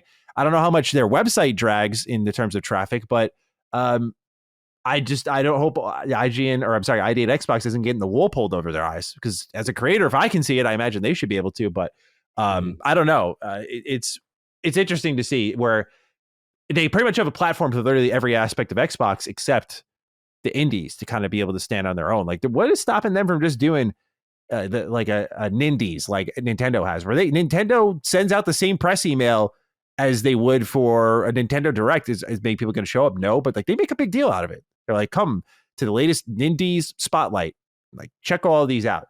I feel like Xbox could do the exact same thing. They should just have their own platform for it. Why rely on anyone else at this point? No, that's a good point. You made some fantastic points, because it was interesting when I was trying to find the actual showcase. I thought what I was watching was incorrect, because I'm like, yo, they were just trailers and all this other IGN programming and stuff. And then it was like a countdown. It was like 2 to 3 hours. I'm like, yo, so you are right that thing is up. And then the majority of the thing. Yeah, I think you're also right about Xbox struggling to find out where to put the ID at Xbox, thing. And yeah, I actually, the only thing I'll push back I'll give is I do understand the mindset as to why they did this. Sure. I understand it. But to your point, was it truly beneficial to the way that you think it is? And that's where you're the content creator, and that's where your knowledge shines the most there. Because if that's the case, then yeah, there probably may not be the biggest venue. Maybe you could do it yourself and generate some. Yeah, it is interesting. It's interesting where it lands, because they're killing it with indies. They got great indies. They just got to figure out the play. I will say this: I liked it better than the other one. It's the way Twitch better. one or Twitch something. one was terrible. Yeah, this is a major upgrade for that. I just think there's still a little more room to grow, because I don't think they're a great team at ID Xbox. I know that much, but I guess it feels like almost taking advantage of like these indies. Like they're not like, say, Colin or myself or you. Like we have our platforms where we made a game. I can at least kind of springboard a little something with my own audience to be like, hey, someone's going to see this, right? Not really any developer who's in the indie space has that. They have to make something cool and unique and different, which is the goal of everyone. But you want to do that enough to stand out. And like, that's that's tough to get there. And so I like idea at Xbox being like, well, let's shovel into IGN. It's like, that feeds the idea of like, at least we're going to get out there to some degree, like IGN, the number one site, versus just being on their own platform. I don't know. I'm spinning in circles a little bit on it. It's not the main focal point for me, but it's just something I think worth talking about because I do think there's room for growth to make it feel not like this. It feels like a sideshow right now. When you hand it off to IGN and don't do something like Developer Direct has a poll because it's like, oh, you did this. This is your format. So like what developer snapshot, like something that indicates like it's a build off of the Developer Direct and have indies go there. Like I just feel once they do that, that'll be golden, I think, and let fair indies enough. Really shine truly. Yeah, fair enough. 2 games stood out to me in this showcase. Centum. I'm not a point and click adventure guy. Locke really is out of the two of us. But I saw this. I just the atmosphere, the bouncing back and forth between like modern and kind of almost horror. Really cool game. Really, really cool game. And knowing it's coming this summer, I definitely want to check this one out. So that one was number 1 on my list. Number 2 was actually the Jackbox adult themed party pack. I won't lie. John Hank writes in, "Hey Dukes, Jackbox is making an adult themed party pack. Do you have any experience with the Jackbox games, and what are your thoughts? I find it to be one of the best party games, and the raunchier the answer, the better, especially with big groups and maybe a couple of beverages. I hope you have I can't look at my mom the same way after the family Jackbox game type of day." John, thank you, John, for writing in. A great story. Yo, so imagine me, right? This is the first month I meet Laylee, right? Ooh, let's go. And I'm staying over. They rented out this kind of like beach house for family. And so I get to meet, number 1, the whole family at the same time. Pretty fucking terrifying. But I was like, I knew already I like loved her very early. So I was like, all right, we're going to do this. Number 2, first night with this whole family, we played Jackbox. Hey, yo. And I got to be tame because I can't get out of pocket. I can't say first meeting. So her whole family still makes fun of me because I said something about like my own mom. Like not roasting her or anything like that, but like, who would you go on a road trip with? And I'm like, what's some innocent, stupid shit I can put down? I was like, my mom, like that'll be funny. And I get cooked up for her by her family all the time still, because I was like, what do you guys want me to do? I was like, what, you want me to get raunchy and fucked up? Like every Jackbox game gets? Exactly. Worst spot to be in a relationship. I can't. Bro. I don't wish that on my worst enemy, man. That was terrifying. I was like, oh my God, we're playing like the game that shows everyone's true colors. Yeah, like on the first meet, the parent. Oh man, I feel you on that. You had to navigate carefully that line. Yeah, I just took the egg on the face. I was like, I'm gonna look foolish. Yep, that's okay. That's all right. We in the end game now. Yeah. But I think this is great because Jackbox, I feel like people just bent what original Jackbox was to be raunchy and insane and crazy. And so now to see that they're just like, yeah, let's just make the adult version of it. It's like, finally, like I want to hear that very professional voice actor just say some fucked up stuff. Like, just reading him out loud, all the questions and everything. So I'm very excited about that. I think it's well overdue. Jackbox is a ton of fun. If just as John wrote in, if everyone's having a get together, you just want to guarantee like get everyone laughing, just throw on a game of Jackbox. Guarantee. So, all right. What do we have next here? Watch Dogs. This is a Ubisoft series, and according to YouTuber Jonathan, Ubisoft YouTuber, he said on his Twitter account in a translated tweet that Watch Dogs is dead and buried. Legion's failure destroyed the projects on the license, including a fairly original battle royale. This gentleman has been sourced multiple times in the past for Ubisoft leaks. I'm not saying like run away with it, but I feel like this would make sense with where Watch Dogs Legion was and how it performed. And it's a shame because the gradual increase in the tech Ubisoft was using with Watch Dogs, I know like it started off and it was laughed at. I really did like Watch Dogs 1. Watch Dogs 2 was also pretty great. But Watch Dogs Legion, to me, I was like, hey, this is I called it, I think in my review, a diamond in the rough. I was like, it's not perfect, but the tech where like you could play as any character and recruit any character in the world. It was a very cool video game. It was like one of those moments where you almost understand Ubisoft's habits because they finally go outside the box and do something very different from their typical gameplay systems, and no one buys it. And they're like, well, fuck it. We're going to make like 3 more Assassin's Creed games that are just big RPGs because you guys aren't buying the different ones. No one bought Mario and Rabbids, so that's probably dead. So I sympathize with them in a very, very particular way. But Watch Dogs, there's a live action movie reportedly in development. So maybe that'll spark some interest. I'm not holding my breath, but yeah, I really liked Watch Dogs a lot personally, especially the first one's got a charm to it. I don't know if it's just the pre-launch hype, and it was like that game you saw for the PS4. We went, oh boy. Like, I'm talking, by the way, I am talking about what we saw before the release of the game. Yeah, that's what I'm talking about, right? That shit was like, the rain, the fog coming up on the streets, the headlight. Oh my God, that game was like the moment we all went, this is next gen. Like that was the moment all of the gaming community pointed to it. So I think maybe I get a warm feeling thinking of Watch Dogs. But again, I did enjoy the first one a lot. I love zipping through the cameras and just fucking with people from a mile away. It's a really fun game in a lot of ways. To know it's dead and buried is kind of sad, but what do you make of this, dude? Like, I don't know how big you are on Watch Dogs. Yeah, I am sad because I'm one of the guys that really, like, I'll be honest, I'm not a GTA guy, right? But, I played it. It's fun. It's just, to me, with GTA, the problem is you give me too much freedom, too much, and then I end up doing nothing, and I end up running over people and just having my own little storyline and never doing anything in the game that I'm supposed to do from a mission standpoint. But Watch Dogs changed the game for me because Watch Dogs was like, okay, you got your phone. Everything is manipulated.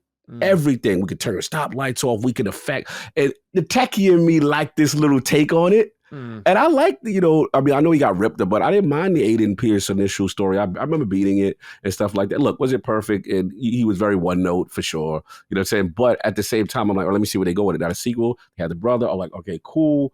But I will admit, as cool as the UK initial reveal was when they did Legion, you could tell it wasn't hitting. They went a little too far left. And unfortunately, these games just ain't been selling. We just got to be real. As much as, I like it, it just hasn't been doing well for them. So I'm sad to see it go a little bit, but they've kind of exhausted all of it. I even like the mini. They had like a cooperative PvP mini game where the person could come into your game, pretend like he's an NPC, and then you gotta hack and find out what. I forgot about that. That was cool as hell. I forgot about that completely, bro. The techie in me loved that game, but it just didn't get supported. But yeah, if it's dead and buried, damn, rest in peace.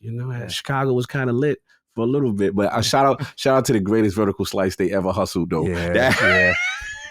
Between that and Rainbow Six Siege. Oh, yeah. Some of the best dupes in all of gaming. Bro, that Watchdog reveal with the trench coat under the... Bro, I've been to Chicago many a time. That thing looked better than Chicago in real life. I was like, man, listen. Woo! It was looking nice on the north side of the shop. But yeah, rest in peace. If it is, rest in peace, Watchdog. I loved you, even though nobody liked you. Yeah, I loved you too, Watchdogs. Rip, if that's the case. All right. Got some updates on Remedy to go over here. Number one, Max Payne 1 and 2 Remake are about to enter full production. But number two is that Alan Wake 2 still hasn't made profit yet. Remedy says the game has recouped, quote, a significant part of the development and marketing expenses, end quote, but not all of them so far.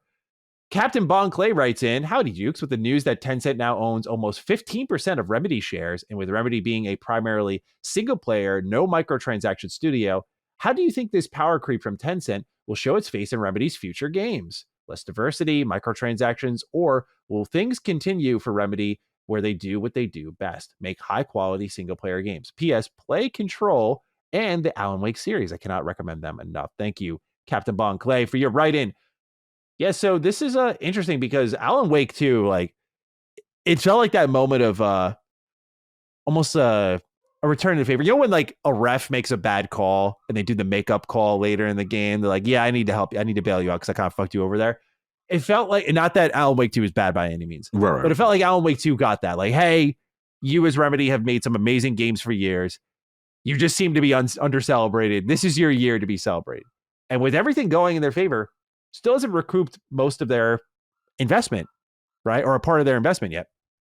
I find this interesting because Remedy games always have this weird long tail. Control was one of the, at launch, biggest flops we've seen in AAA. And it came out profitable. It just took time. There's something about these Remedy games in their long tail where they function differently. I think when you look at Tencent investing in them and encroaching more and more, it's probably why they're not panicking and why they're actually starting their next project and going hard because they got that money coming in the back door. But in the terms of impact, I wonder if when you're Remedy, it's like, we're making great games. I know they're trying to make live service stuff. I think they're doing everything they can to avoid any sort of microtransactions going in on their single player stuff. I think they're independent enough where also they might just never bend the knee to microtransactions in their single player games. But you have to wonder if there is a future like that for them where they just say, look, we're like making these great games, and eventually like this is a need, not a like we can't say no to like time savers, for example. Not that I'm advocating for it, but like if to answer Captain Bon Clay's question, when you see how 2 games in a row, like they've made what apparently are masterful games, like top of their genre, and they're just not selling, whether it's marketability or people just not knowing what Remedy games are. I know they're kind of a confusing breed in that regard. Whatever it may be, they're just not selling as they should for how big of an investment they are. So are they going to offset that with a great live service game? Maybe. Last time we saw Remedy involved in live service was Crossfire X. I know they just did the campaign for it, but yeah, they put their resources and talent straight into Alan Wake 2. We learned that pretty quickly, and that game is now offline. So enough from me, Cog. We know Max Payne 1 and 2 are now on the docket. We have Alan Wake 2 struggling a little bit to get some sales going. It's apparently a fantastic game. It's one I want to get around to. What do you make of the state of Remedy and now the investments in Tencent increasing a little bit more? How do you feel about them slowly kind of swarming them a bit as they struggle? Yeah, I mean, it's one of those things that they probably feel obviously a security blanket with that, with that relationship so that they don't have to worry about, the games flopping. But, I am really disappointed that Alan Wake 2 didn't do well because, it is highly reviewed. It's really critically acclaimed in the community, but it didn't translate to sales. And I do remember it kind of coming out during that gamut of that murderer's row of like Game of the Years all clumped up last year. So, yeah, it's unfortunate to see what happens. You look, what's my man name? Lake over there. What's my Lake. man? Yeah, he's a strong personality in the game business. But yeah, I am curious when we know what comes with Tencent, right? Yeah. And I am curious about how that affects them, long term and stuff like that. They're a very expressive company and things like that. But it is one to monitor because I look at Max Payne 1 and 2 remake as okay. We got to get a surefire hit in pocket, you know what I'm saying, to kind of recoup or re-up or what have you. So, yeah, we'll see. What do you think? Yeah, I guess it's you gotta wait and see, right? Again, I think I just stand on my original thoughts that we're gonna see how the slow encroachment works for them. I think you can't continue to sell games at a loss and then not make a change to your business in some way, shape, or form. I think they're gonna start to get into that with that live service game they're working on. I think if that doesn't work out, you're gonna have. I mean, it's gonna be inevitability. Like Tencent's gonna put that pressure on. Like, yo, we've invested in you. Like, we need to get a little more out of you. So we're going to, put these little microtransactions in your game, like just little time savers here and there. So I'm interested to see how they handle all of that. But nonetheless, next up, got to talk about Square Enix. Square Enix is undergoing some major business shifts as they announced that they're going to abandon the production of some previously greenlit HD games, which were console games, and that the total loss amounts to 140.8 million US dollars. Moving forward, they'll be more selective in the development process of which IPs they're going to work on. And I thought, of course, this is sad to see because Square Enix is in a really interesting spot, right? They've adjusted their business a considerable amount. They have to be prepping at some point to be acquired. And I only say that because I know they're going to try to stand in on their own, but you really, I'm not saying Xbox, by the way, is going to acquire them, but you look at where they're at, where they've had their losses have been cratering. Like you have Forspoken, which led to like the shuttering of a studio. You have Avengers, which led to the selling off of the entire Western games division for Square Enix. Like they have had 2 losses that have dramatically altered how they handle their business. That's not common, right? So when I see that now they're in a spot where they've released Rebirth and 16, and despite those games finding success in different areas that we'll talk about in a moment, that they've canceled a ton of games shows that even though they're putting out with those 2 games I mentioned, Octopath Traveler 2, Live Alive, like they're putting out some of the best stuff they have in years. And they're not making enough. and they have to cancel games and shut things down in certain areas, abandon ideas. And I worry of what that means, because now they're being more selective. And what does that mean to me? It's like, you're going to get a lot of Final Fantasy. You're going to get a lot of Final Fantasy. But I almost wonder, like, is it time to greenlight that Chrono Trigger remake? Like, is it time? Like, when are they? I always view that as like the Code Red game. Like, when are you kind of going to hit the big red button and be like, all right, we need a surge unlike any? Because the only reason I say is a lot more Final Fantasy sounds great to me, but 16 ended up profitable. But at first it was uncertain. That's the irrefutable fact of that game stays. When it came out, it was a disappointment to Square. And as sales went on, and now they're creating a long tail with DLC and PC, I think it'll find itself in a pretty successful spot at the end of the road. But they're looking for a monumental success. I mean, there's no doubt that they're swinging big between 16 and 7 Rebirth. And 7 Rebirth, we learned, had, 2/3 of the sales of Remake. That's not good, man. That's not. And Rebirth deserves all the sales. That is not just a phenomenal video game, but when you just look at the timeline it was made, I mean, it's unbelievable that they made that game in like really 3.5 years and then polished it up. Like, unbelievable what they did in that game. And they're not really getting rewarded for it. So you got to wonder about business changes. I imagine when they say they're going to be more selectful, this does pertain to things like foam stars. Like, maybe don't take a flyer on foam stars, Square. Like, I could have sat in the room and been like, maybe we shouldn't do this one, guys. This doesn't seem like the big power play for us to kind of put ourselves on the map beyond Final Fantasy. Live service bag. Yeah, I get it. I get it. They could do live service with Final Fantasy. Like they are doing right now with 14. There's other ways they could do it. Like Chocobo Racing was a great opportunity, and they completely nuked that one. They have a great IP that they can dig into, but I don't know if they're making smart use of it. So I'm interested to see what they mean by, okay, we're going to be more selective during the development process, what that turns out to be like. Again, because I think an experimental Square is fun.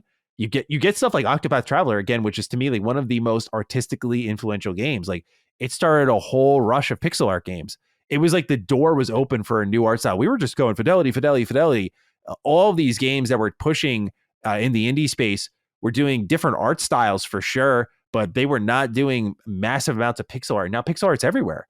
It's amazing to see, and I think Square Enix should be commended for that. Like, they completely opened the door on that again, and how you can blend modernism, 3D elements, and 2D into one and make it look fucking amazing. Oh yeah. So I hope that doesn't mean the end of those types of games, because they're really trailblazers for that. And I think Star Ocean, like the fact that they remade that, Star Ocean Second Story R is another beautiful video game, absolutely stunning. So man, I'm very keen in perhaps a morbidly curious way to see where Square Enix ends up at the end of this road here. But I started this off by saying that I think they got to be sizing up at some point if this continues to falter for them for an acquisition, not just of Xbox, but like someone picking them up. So what do you make of their current state, abandoning some projects, where they're at now? Do you have concern like I do? Where are you at on this? Yeah, I do. I've had concern for some time. I've always called them the ultimate mercenary in the past, and they beat their own drum. But we look, not saying that these games are flops that have come out, but they are disappointing internally for the projections that they've had. And we have to talk about the elephant in the room with a lot of these weird verbiage, timed exclusive deals that maybe did not benefit by not being multi-plat at launch, right? And I always feel they're always strange with it's on the Switch, but it's not on this one. It's on PlayStation, but it's not on this one. Or they don't, they don't really do the PC simultaneous launch thing either. Yeah. Which I think is very strange. So when you look at them as a whole, you look at now there's new leadership, right? Now you see a CEO on stage, with Phil and them and whatever. To me, that's a shift. That's a clear indicator. One of the indicators that they are looking at a philosophy shift. And the other thing that's interesting about them is they have this weird mix of big AAA IP and then these like little small cool games, triangle strategies, and you know what I'm saying? Like these games that you think should do bigger. So to me, it looks like they're going to cut some stuff back. And, I think also the multi-platform strategy is going to be readdressed. That's why I highly anticipate a lot of games that missed Xbox in the past are no longer going to happen, because I think that that maybe that Sony or that Nintendo or exclusivity bag to limit it off the other platforms at the same time of launch isn't necessarily beneficial for them. So that's just my thought process on it, though. Yeah. I think they got a couple of tricks up their sleeve, right? Maybe I'm a little overboard on it, but they have to have a couple of tricks up their sleeve. PC simultaneous launch is a great starting point. That's right. And getting Xbox involved seems to be a big part of that too. I just wonder with they're continuously stumbling. I guess the exclusivity bag must not be worth it if they're canceling projects, right? Like that's how I look at it. Yeah. You took all these bags to take these off plans, but it didn't offset what your projections were. So to me, that's an indicator. Yeah. You know, canceled games are always sad because you just wonder what could have been. Yeah. But nonetheless, we'll see where Square Enix ends up. No doubt we'll be talking about them a lot on this show in the coming years just because of their commitment to Xbox. For now, we talk about a game that was always on the Xbox platform. Tekken 8. Season 1 update is here. Mitchell in the median writes in, "Hey fellas, did you all see the new Tekken character? I have to say I was a little disappointed, but I don't know if anyone from Poland was hyped for it. What are the criteria for proper DLC character releases, and should I keep my anticipation in check?" So yeah, new stage, new character, new modes. They're adding a new story chapter.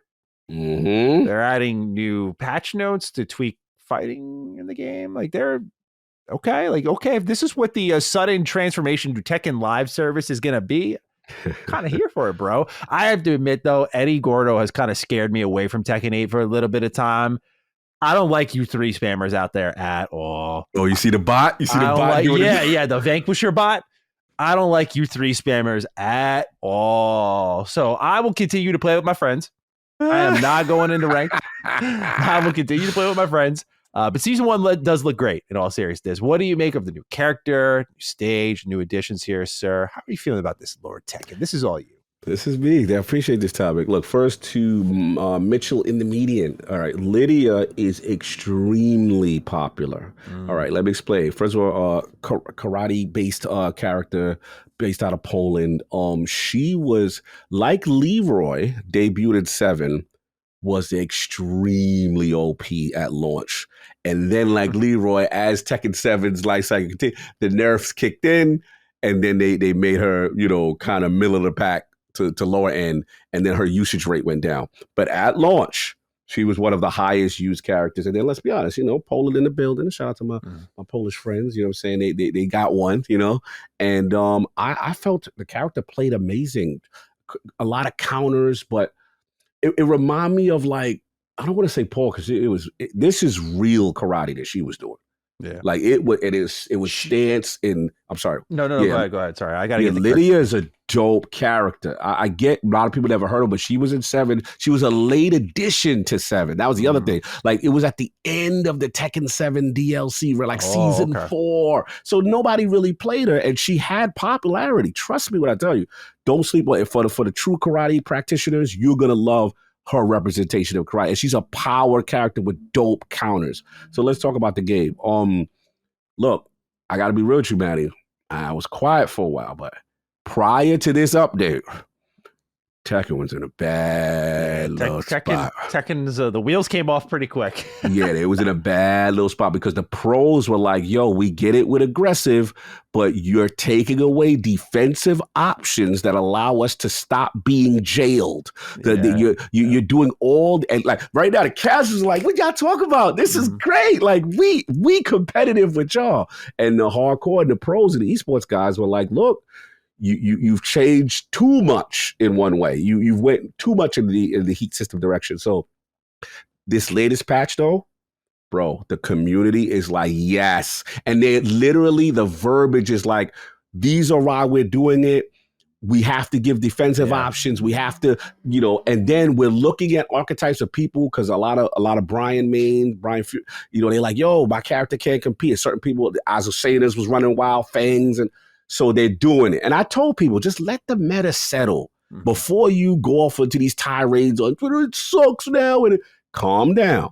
They're doing it. So the consensus from the hardcore, from my people, and for the big streamers, is it's good. And then, like you said, we saw the content, bro. Season 1 story to let us know what these characters were doing for the DLC character we're doing during the main story and interact. That's new for Tekken. Yeah, They've never done this. and we're gonna get stories. So salute to them. They're working it out. Just fix the battle pass, please. Just work on that. And they're gonna. Harada tweeted today something about cooperative modes with your homies. So I don't know if they're gonna bring like survival back, where it's like, let's say you in the four, so they talk like, bro, they're doing it. So that's why I don't go too crazy with the shop stuff, because I'm like, I see all the content they're doing. Yeah. They're giving us a lot. So yeah, that's where I'm at. But Lydia, yeah, don't sleep. And I saw the leak list of who I think is gonna be next. And if it's true, that's one of my mains. So Steve I'm excited. Fox getting some pretty big buffs too. Yes, he needed it. Yeah, he needed it for sure. Yeah, a lot of people who were hurt. Leroy got buffed crazy. He's up. A lot of people that needed it is doing it. Yeah, I'm seeing here. I'm looking at Zhao Yu because she was. Yeah, she caught it. Yeah, good. She needed that back turn, that hypnotist, that ducking under. Again, these characters are still going to be strong. It's just that certain things were just a little too oppressive. That's all. They got to tweak that. But yeah, it is a unanimous vote this lit, and they're not finished. They're like, we're still going to be tweaking more, and they're taking the feedback, bro. That and quick. I have to give them credit. No, 100%, dude. Game's amazing. You know, even in the state where it was kind of just like unbalanced. It's really still an amazing video game, and still one of my favorites of the year, if not my favorite of the year. But I have to say, Lydia, I was looking up who she reminded me of. It was Hitomi from Dead or Alive. I was like my main in Dead or Alive, and I was like, why does this chick look kind of familiar? I don't know who came first, but I know Dead or Alive 3. I remember that demo was on the, I think it was demo disc 8 for Xbox. I remember getting that though. Yes, I love Dead or Alive, dude. That game's criminally underrated. I'm not talking about for the reason y'all think I'm talking about. Like, that fighting game is good. I mean, the mechanics. Yeah, no, look, I mean, look, in Dead or Alive 6, you can flip it off if you want. You don't have to. Yeah. I'm messing with you. No, it was a great game.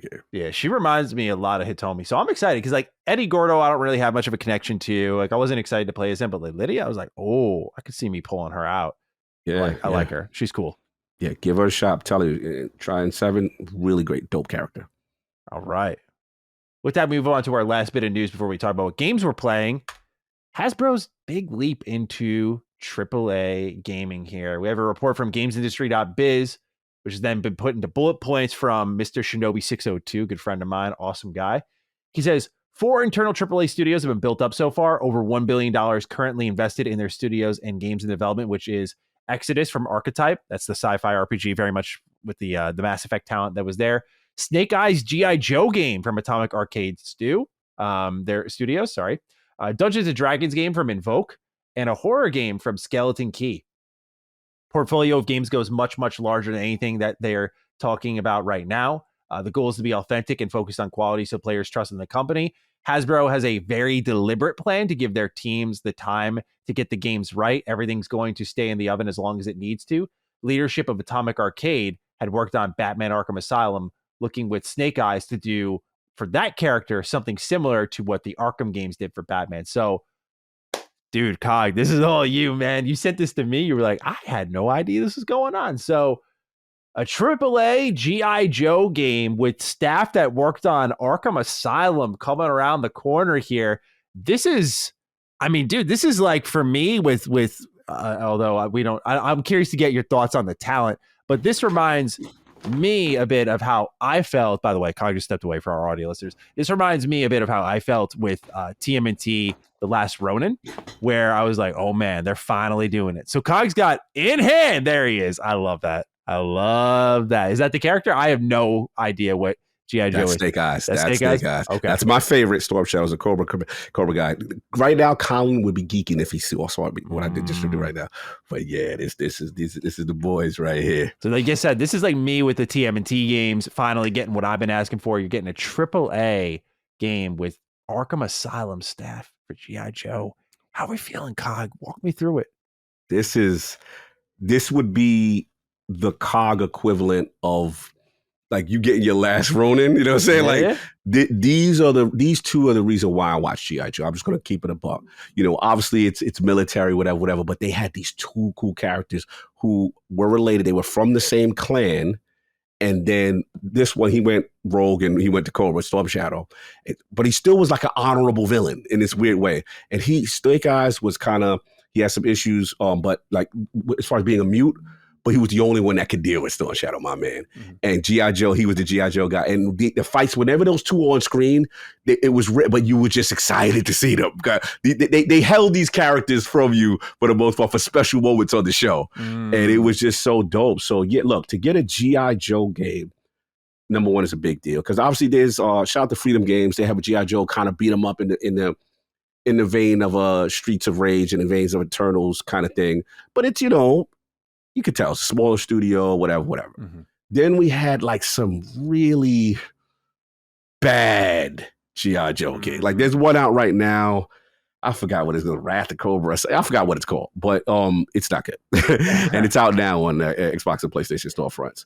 And you could tell clear cash grab, going after nostalgia, the BS, what you would have to go through with those bad Turtle games. Yeah. You know what I'm saying? So we like, damn, it would be dope if we just got someone, and to learn that Hasbro is involved. Oh, that he goes off screen to the audio. Oh, yeah, what you're describing is this game I had to buy.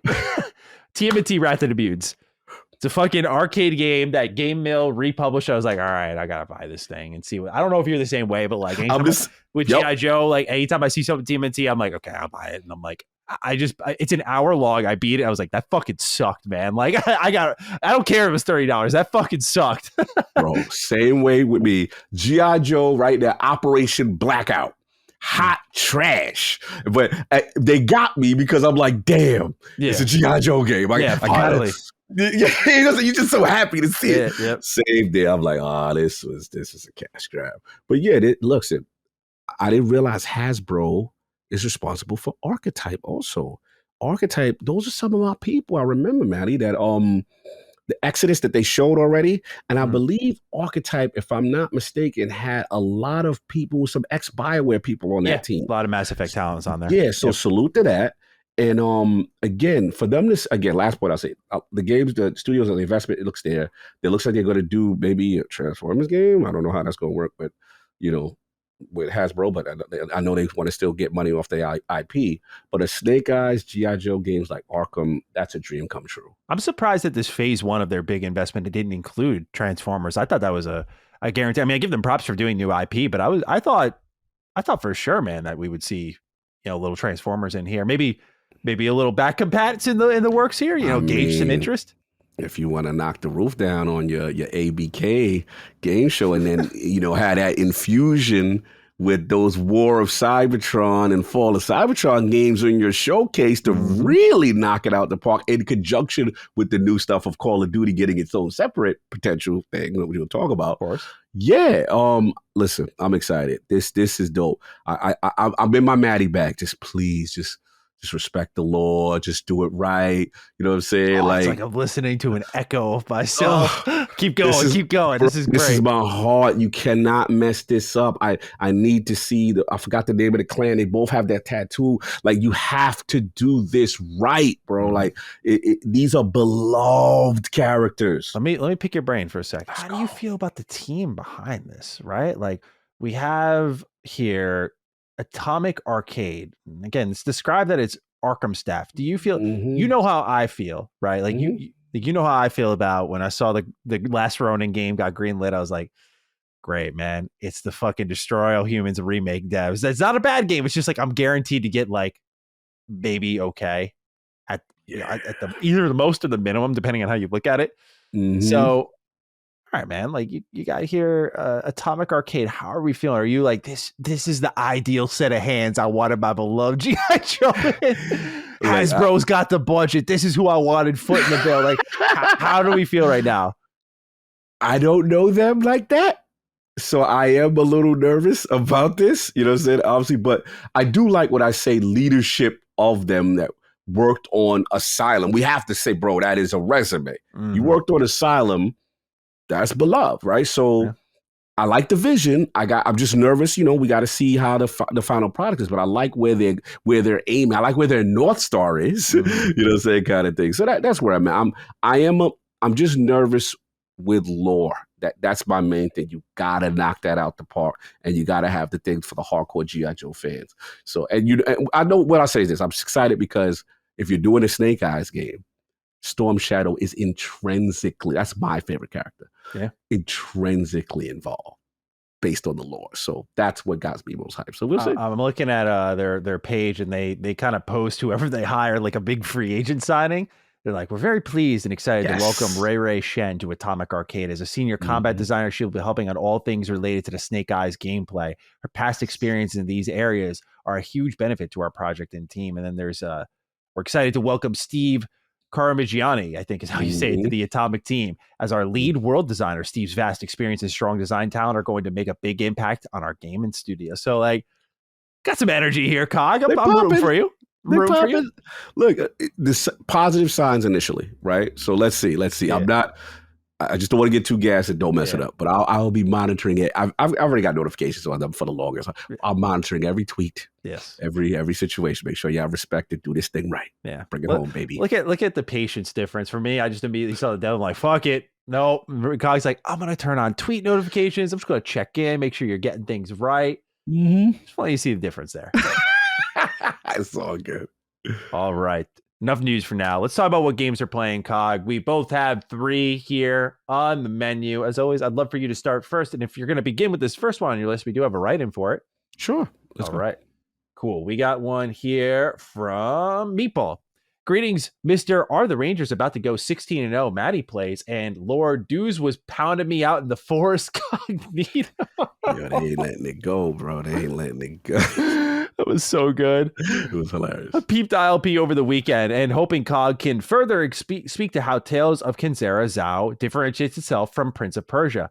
I'm not the biggest fan of Metroidvanias and worried I'm a bit too burnt out to play another one so soon. Love the show and keep living that health is wealth mantra. So, Cog, it says here the first game you're playing is Tales of Kenzera Zhao. What do you think of this game? Yeah, man. Shout out to the aborted team over there. I believe Surgeon Studios. You know, I finally got around to it because I really didn't get a chance to spend much with the demo. So this was really over the weekend, like my first playthrough, and I was putting it off. And a lot of people hit me up like, "Cog, did you try it yet? What's your thoughts?" All right. So first thing off the bat, I'm gonna be honest with you, man. Like usually games like this that what I consider for me the culture. Right, you know, it's a heartfelt story, grief. You know, obviously we know on the Game & Watch he lost his dad, and then obviously African culture all over this thing. So there's a part of me coming into that I know I'm gonna like. Obviously, what the vision and you want to pull for the developer, but there's also a part of me that's like, sometimes these games with these feel good stories and you don't necessarily. He hit it out of the park. You know what I'm saying? It'd be like, okay, I got it's just for the culture at the end of the day. Right. I have to set my expectation lower based on, yo, this your first game. Let me. So I came in on that energy. I'm gonna be brutally honest. So I booted up, and the first thing I noticed off the bat was the art style and the animation. I'm like, oh, we're punching above our weight here.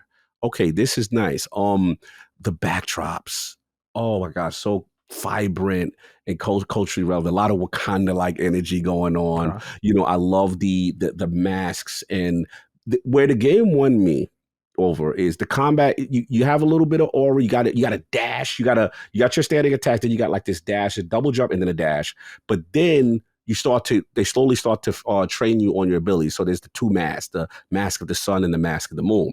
So the mask of the moon is cool because it's like you do a lot of long range attacks and stuff like that. You could charge up, but then you kind of got like a meter, so you can't spam it. But the thing is, as those abilities go up, then you can affect platforming. So if you like, there was this one section where I'm like, damn, I fell down this thing and the waterfall's taking me. You get this ability, you can freeze the waterfall. And then you can start platforming, going into other areas of the other map, stuff like that. Then the Mask of the Sun, which is like, okay, now this is like my double spears. It's very tribal. It's power. You know what I'm saying? Coming down. And then enemies, you got to fight according to these abilities. But where the game is dope is they call it the Dance of the Mask. What I didn't know is instantaneously switching between the powers and dealing with different enemy types that you got to think on the fly. That's when the game started to connect. I'm like, I didn't expect the combat to be this tight. I'm like, okay. Now they got their little issues here and there. Sometimes like when he goes from an animation of wanting to talk and tell a story before you get back control of the camera, there's this little like slowness kind of thing. This weird little slowness, but it's a minor thing. But other than that, this is where the game really took off. You got that, but again, what they you could tell the budget is in the gameplay, but then with the story, they give you these still pictures that they're still, but then when they go to a different expression, or they, they get sad, they get angry when two characters are talking on the screen, which is the God of Death, and then obviously Zhao himself. Where One Me, it's fully voice acted, everything. Oh, nice. With the highest quality of I'm like, EA, somebody gave a budget for this voice acting. Nice. It is culturally amazing. And the thing that's dope about it, what I will say, is that Zhao is a flawed character. He lost his dad. It's like, I don't care what I gotta do. This is the God of Death. What do I need to do? And God of Death has a different representation. You know how most get God of Death games is like the river Styx and, the evil. No, this is like some honorable man. But okay, you want to do this? You're going to have to do all these things. You sure? And he's actually like this sage teacher for a very impetuous, flawed character. And he constantly talked to him, giving him gems throughout the missions. So look, I am not going to front. Boss encounters, really cool. Power, skill, leveling up system, really cool. I'm liking it, bro. I ain't going to front. Like, really impressive. I just got to see how they land it. So I hear it's not that long. I heard it's going to be like 6 to 8. So I'm like on Act 2 or whatever it is. But yeah, bro, very impressed. Didn't think I would love it the way I'm loving it so far, but I need to see how it comes together and if they nail this ending, you know what I'm saying? If they nail an ending. So far, so good. So yeah, Tales of Cassera, Zhao, salute to says and the music is really good too. Nice. Oh yeah, really good. So salute to them. And then back to the dogma. Mm-hmm. All right, Maddie, it's time now. I'm a Mystic Spearhead. I go hard body karate with that. However, Dragon's Dogma, I'm going to need you to come to the front of the congregation. Oh, no, now, what did they do? The honeymoon phase is over. Oh, no. Starfield got those frames, and now he's going to put the pressure on. I can feel it coming. Bro, all right. First, this was my fault. I didn't see nobody in my crew with that Dragon's Plague thing. Because I'm checking their eyes, and everybody's eyes look good. I didn't see no indicator that my pawn was acting different. Why I go to sleep after this long mission of fetch questing and combining 4, man, I did so much, killed so many beasts, did so many things. I go back to Verm, whatever it is, with the V. I go to sleep. And I get this cinematic of my pawn with the demon eyes, and I'm like, "What's going on, bro? You ain't tell me nothing was wrong with you the whole time. You didn't show me no indicators that you were going left." Oh no, bro! He blew up the whole town. Every NPC. I will say this was dope. Every NPC in the game was dead. Oh my god! Really? I'm like, wait a minute. I got quests here. There's a main dead. Then I happened to have an escort quest with one of the earlier characters in the game, this chick, whatever, that you meet early and you romancing with a little bit. She dead. So I had one wake stone. So I'm like, all right, I'm gonna gotta wake you because you clearly like you part of the story that I'm gonna need you.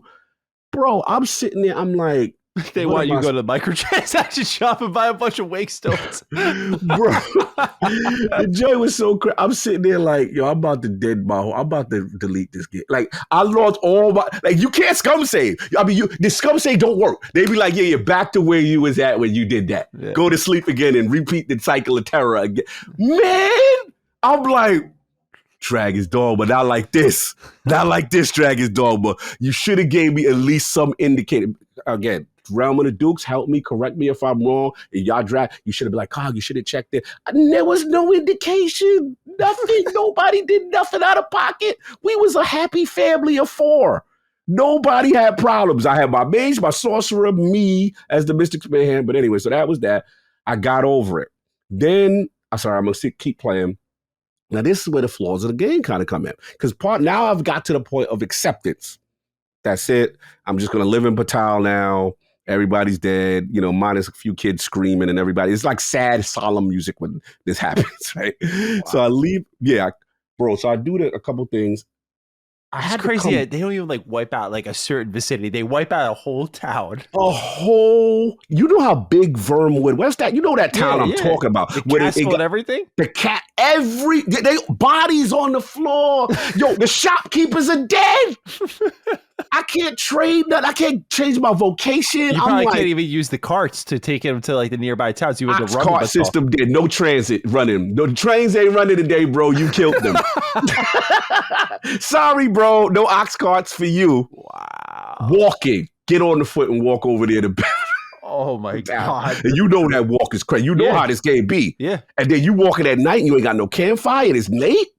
Oh, you know the goons is out. You know how this game do. So I'm like, all right.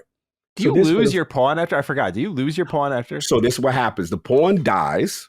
Oh no. All the side pawns are gone. You go back to the wrist bone and you can get him back. I don't know if he still got the virus. I don't know. Like, what am I supposed to do? This is my man. You back, but are you really back? Let me get, you got to get tested, bro. You running hot. COVID and Dragon's Dogma. You running hot, bro. You got to get tested. I don't trust you. You know what I'm saying? So I'm going to assume after this mechanic, when you wiped out the team and he comes back, that he is now free of his disease. Hopefully. Right? So Podrick is back after what he did.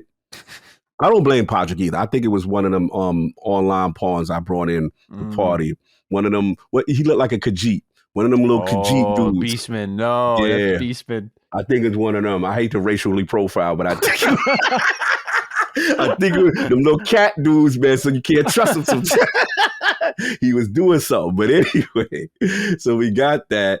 I finally get to the acceptance for, all right, cog, it's over. You just got to move forward. Okay, do all the other quests. You got mad other things you could do.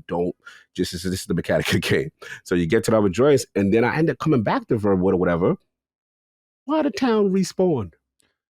Really? I'm like, no Dragon's Dogma. No Really? Like, one part of me is it's almost like they realized they made the mistake. Like, if you're going to do this, were your quests active now? Or was it just like everyone was... When everyone dies, do your quest deactivate? No. Oh, okay. This is kind of not a bad thing then. It's not a bad thing, but it just, so why do this mechanic in the beginning? Yeah. Like, this is where now they're getting on my nerve. Then why they quests don't tell you nothing. Yeah, that's Dragon's Dogma, yeah. Bro, it's so unintuitive. Like there's one thing for difficulty's sake, but there's some things that there's really no rhyme or reason as to what to do next. Yeah. And that part is a little frustrating. And then, you kill the wrong dude, the quest broke. Yeah. You don't get it's a lot of issues. Like the warts are starting to show. I hate when I find like a group of people and think they're bandits and I rinse them and I'm like, oh, that gave me too much XP. And I see the little revive symbol, like, no, that's a quest giver, damn it. I can't reload. I just killed a bunch of quest givers. Same thing. You be in the middle of the night, you fighting every time I take transportation to Oxcart, you know how I be like doze off? Mm-hmm. Wake up. Oh, they raiding us. They killing us. You wake up, and then sometimes they be NPCs. Please, kind sir, could you check? He get murdered, and it just be a lot. But look, I still love it. I fought some griffins, some powerful beasts. Killed them. I still love it. It is starting to now affect its game of the year standing with me. Sure. That's all. I love you. Yeah. You're still dope. You're still doing things in the open world space because Cog doesn't. Remember, they stopped me from playing Rebirth. Yeah. Right? Yeah. So you're doing something that keeps me in and addicted.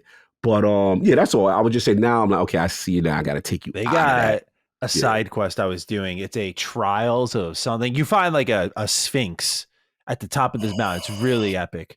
She gives you a bunch of trials. I've done all of them. There's one I have to do. And the one you have to do is you have to go to where your first ever those beetles that you pick, or sorry, the medallions that you pick up, those little like Seeker coin? Yeah. You have to go to wherever you found your first one, which I don't, because I had to look at Walkthrough. I was like, how do you find this thing? I'm thinking Dragon's Dogma is just being Dragon's Dogma, which effectively is you have to go to wherever you made your first pickup of a Seeker coin, and you'll find a memory coin there instead, and you pick that up. You have to do it within like a 10-day limit. I just went, fuck it, I'm not going to finish it then. I'm not going to finish it. So I'm going to hustle back to her. I'm just going to kill her because I can.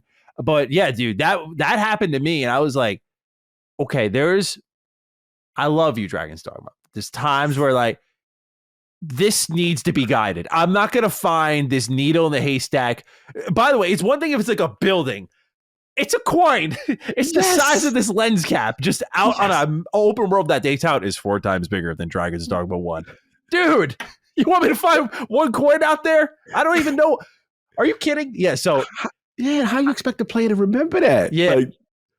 That's next level trust. I was reading Reddit and some people were like, yeah, I started my playthrough over because of this one. I was like, dude, I don't want to finish it that bad. I'm just going to go kill the Sphinx and be done with it. I got all my rewards. I got all already fairly. So she dead now next time I go. Yeah, I feel you. And the last point I'll say with it is there are quests like that where it's like, I got this one quest where I'm tricking 2 sorcerers against each other. Mm-hmm. And then one of them is like, they want these 4, but I looked at what the rewards are and I'm like, oh no, I'm going to forge these books and you're going to get the fakes. And then this one is going to get the real based on, it's so much that they got so much going on, so many systems. I think that's what it's a little ambitious. So that's that. And then last on, I just want to shout out Destiny really briefly.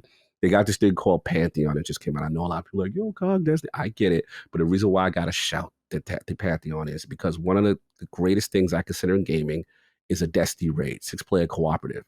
They have some of the best encounters and some of the best bosses. What they're doing, Maddie, is they allowing you in a gauntlet type mode to fight just the bosses of different raids in like this challenge mode gauntlet joint. Okay. And the rewards are crazy. So yeah, salute to them. Just started that. Absolutely amazing that they're really committing to this mechanic for raids. For people who love to raid, this is like a hardcore mode. So I gotta give them their flowers. Bungie is cooking on this update, and all this is free. So yeah, that's been it. So been a lot of games. There's actually been more games I've been playing, but these are the main ones I've been rocking for right now. But what about you? I want to talk about Sandland. Full disclosure, I did do a sponsored video, but as I do with any sponsored videos I ever do for games, is just that like I give them the video, and if they don't like it, then it's either take it or leave it. I've canceled tons of deals over this, so just as a heads up for people in case. But I get it if you want to be skeptical of my takes, fine. Sandland is a really old manga that was written by Akira Toriyama, creator of Dragon Ball, and it's kind of getting this renaissance. Like they put an anime out for it recently, and the game is out now. It's an open world vehicular combat and customization post-apocalyptic cross Dragon Ball style game where it's a world full of demons and humans. As the name would suggest, the world is dried up because of this post-apocalyptic event. So it's just sand everywhere. And a lot of the initial parts of the story are about getting water to flow through these lands again. I really like this game a lot. And it's funny because I'm not super over the moon about open world games. And I can't say that Sandland's really doing anything different. Like I complimented Dragon's Dogma before. Like I kind of fell off of Rebirth because I was like, this is a familiar 1, 2, 3. It's done extremely well, but it's a very familiar 1, 2, 3. But I don't think anything about Dragon's Dogma 2 is a familiar 1, 2, 3. So I really like it. Sandland, I think it's because as someone who plays a metric ton of anime games, I have played so many bad ones or very phoned in ones that just, let's just give them another 3D arena fighter. That's always the go-to. And not only is Sandland an IP that they really didn't have to invest in, like there isn't a lot of hype and buzz around it, like your One Piece, your Naruto, your Dragon Ball, and so on. But you look at games that have recently come out from Bandai, by the way, same publisher here, like what's the game called? Jujutsu Kaisen Curse Clash, one of the worst video games I've ever played. It is franchise grab. Damn. Oh, dude, think of any G.I. Joe game better. Yeah. Absolutely better than what this fucking game is. It's terrible.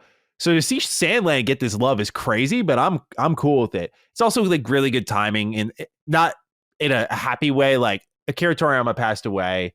It's cool to see his work that's not Dragon Ball be celebrated and be on another level. So yeah, you get multiple vehicle archetypes. I think there's 13. So you have like things such as jump bots, you have speeder bikes, you have like hand-to-hand combat bots, you have floating bots, you have tanks, like you have all these different things that you can use in the open world to traverse it differently. Like you can reach certain objectives and materials, but only if you have the jump bot. So you're going to be just by the end of the game be swapping out different bots constantly. You can go to a garage and you can customize all of their parts. So like their legs, their arms, their body parts, their weaponry. There's kind of RPG systems attached to it. There's a skill tree. it's kind of like AAA-ified, but because it's such an unlikely IP and it's done so well, and the soundtrack is so cozy, it's very acoustic. This game is awesome. Like, I really like it. I've been hanging with it. Even after rolling credits, I've just been doing open world end game content. There's a lot here. It's a tight enough game where you can hit like the 40-hour mark and still have a lot to do. But also you can finish this in like 30 hours. Like, it's not compared to your usual anime RPGs. Like, it's pretty respectable in its length. It's not going to absorb a ton of your time. You don't have to do all the open world content. Not all of it's amazing, but a lot of it's very charming. Like, the characters and the voice acting is really charming. Like, you play as Beelzebub, who is like this child of Lucifer, like the ultimate demon, right? And he's like kind of like he likes to do good, even though it's like it's against his being. Like, he's supposed to be evil. So he kind of like, just, here you go, fine, I'll just help you out, whatever. That's his energy. Then you have Rao, who's just this old dude who's like your main partner. He's just old dude. Like, I love that the whole squad is so uninspiring looking. Like, you have two old dudes, and then you have Anne, who's like definitely the most, I would say, archetypical anime character. But the rest are just this like ragtag group, really different. And so, yeah, the vehicle combat's fun. Like, it feels good to run around. There's good hand-to-hand combat. Like, it's not a perfect game. It's got its drawbacks. Like, the way the story's delivered is a lot of like tabbing through. They're presented like cutscenes, but you press A to move to every one of the next lines. But it's not like a visual novel style thing where it makes sense. It's a little weird in that regard. I think sometimes it takes a little. It's a well-sized game, but there are moments they could even trimmed off the fat, believe it or not. So they have stuff like that. There's this town called Spino, where if you spend time in it and you start doing the side quests, and as you progress in the game, it'll actually evolve based on the things you do. Like, you'll see like water start to flow through it. Then you'll see like it goes from like a small town to like a big city. It's pretty cool, man. Like, it's a really great game. Do not overlook this one. If you like anime games, look into it. It's not perfect, but I really think it's an enjoyable departure from, if you like anime games, what you typically get, which are fighters. This is not a fighting game. It's a vehicle game. It's open world. It's Mad Max cross Dragon Ball. It's really cool. Speaking of Mad Max, Fallout. Let's get Fallout 4, Maddie's stomping grounds. Kazdan Risk wrote in, "Hey Dukes, the Fallout 4 Next Gen update is out now, and I'm interested to hear your thoughts. Did you return to the game and check out the upgrades? I personally never played Nuka World or Far Harbor's expansions, and I'm excited to check them out. Cheers, and have I got Spurs that jingle, jangle, jingle kind of day." Thank you, Kazdan, for writing in. Yeah, so I've been playing this one because, I mean, this got announced at the end of 2022. I was like, I got to see what's going on here. Of course I was, but I tested on PC. I tested on PlayStation. This one hasn't come out as smooth as I think it should have. I'll be honest. It, for the amount of time we had to wait, it's not about the content. It's about like, there's a lot of new bugs. And it's so funny. I start off the show saying like some of the bugs are grossly exaggerated, but I did mention Fallout 4's next gen update is the most bugs I've seen in the game. Wow. My whole time playing it. Wow. Like, I see people shooting out they have this new weapon called the makeshift weapon pack, where you take a fat man and shoots like piggy banks. You get like a nail gun, you get a baseball launcher, you get some crazy ass weapons, dude. And one of them just shoots exclamation points. Oh no. Yeah. My frame rate on PC is not as great as it used to be. My load times on PC are awful. I've recorded a segment 3 minutes, 10 seconds. It took me to go from one building to the open world. That never happened any single time I played Fallout 4 on an SSD, mind you. Unbelievable. The new content is solid. Like, I like the new Enclave quest. The new weapon packs are fun. The new Hollow's Eve stuff is fun. Like, they add some new power fantasy stuff, especially the Enclave weapons you get. Like, the Tesla cannon is busted. It just makes you OP. But man, dude, I don't know why this is so buggy with how much time they had, especially because you released it 2 weeks after the show. So I'm sitting here going like, it's gotta be ready. So I'm there with, the team of people who are complaining about Bethesda on this one, because it's unacceptable, man. It really is. It's like, look, I get capitalizing on the hype, but when you went dark for so long, and we're talking like 8 months after Starfield, I can't even use the Starfield excuse. I don't know how long it takes to set up the next gen update and everything. It runs great on PlayStation. There were issues on Xbox where it was unsure like what was upgraded and what wasn't. I played it on PlayStation because I had the platinum there. I had a save there that was more ahead of the game than my Xbox save. So I was like, let me use that for my video. But yeah, man, it has not come out as clean as it should have. And I worry a little bit about that because I think they're going to continue to update Fallout 4 now. Like they're definitely going to give it. Starfield's getting creations as we talked about. Skyrim's getting creations as we already know. It's already there. Fallout 4 is definitely going to get it. Like especially now, there's no doubt with how popular Fallout is. It's going to get creations. So they're going to update again. So I think Bethesda just needs to be a little more mindful. If you're going to break everyone's mod list, you got to make it worth it. At least so it comes out, it's like, yeah, this is in a better state. So Fallout 4 is as great as ever in a lot of ways. I still love playing this game.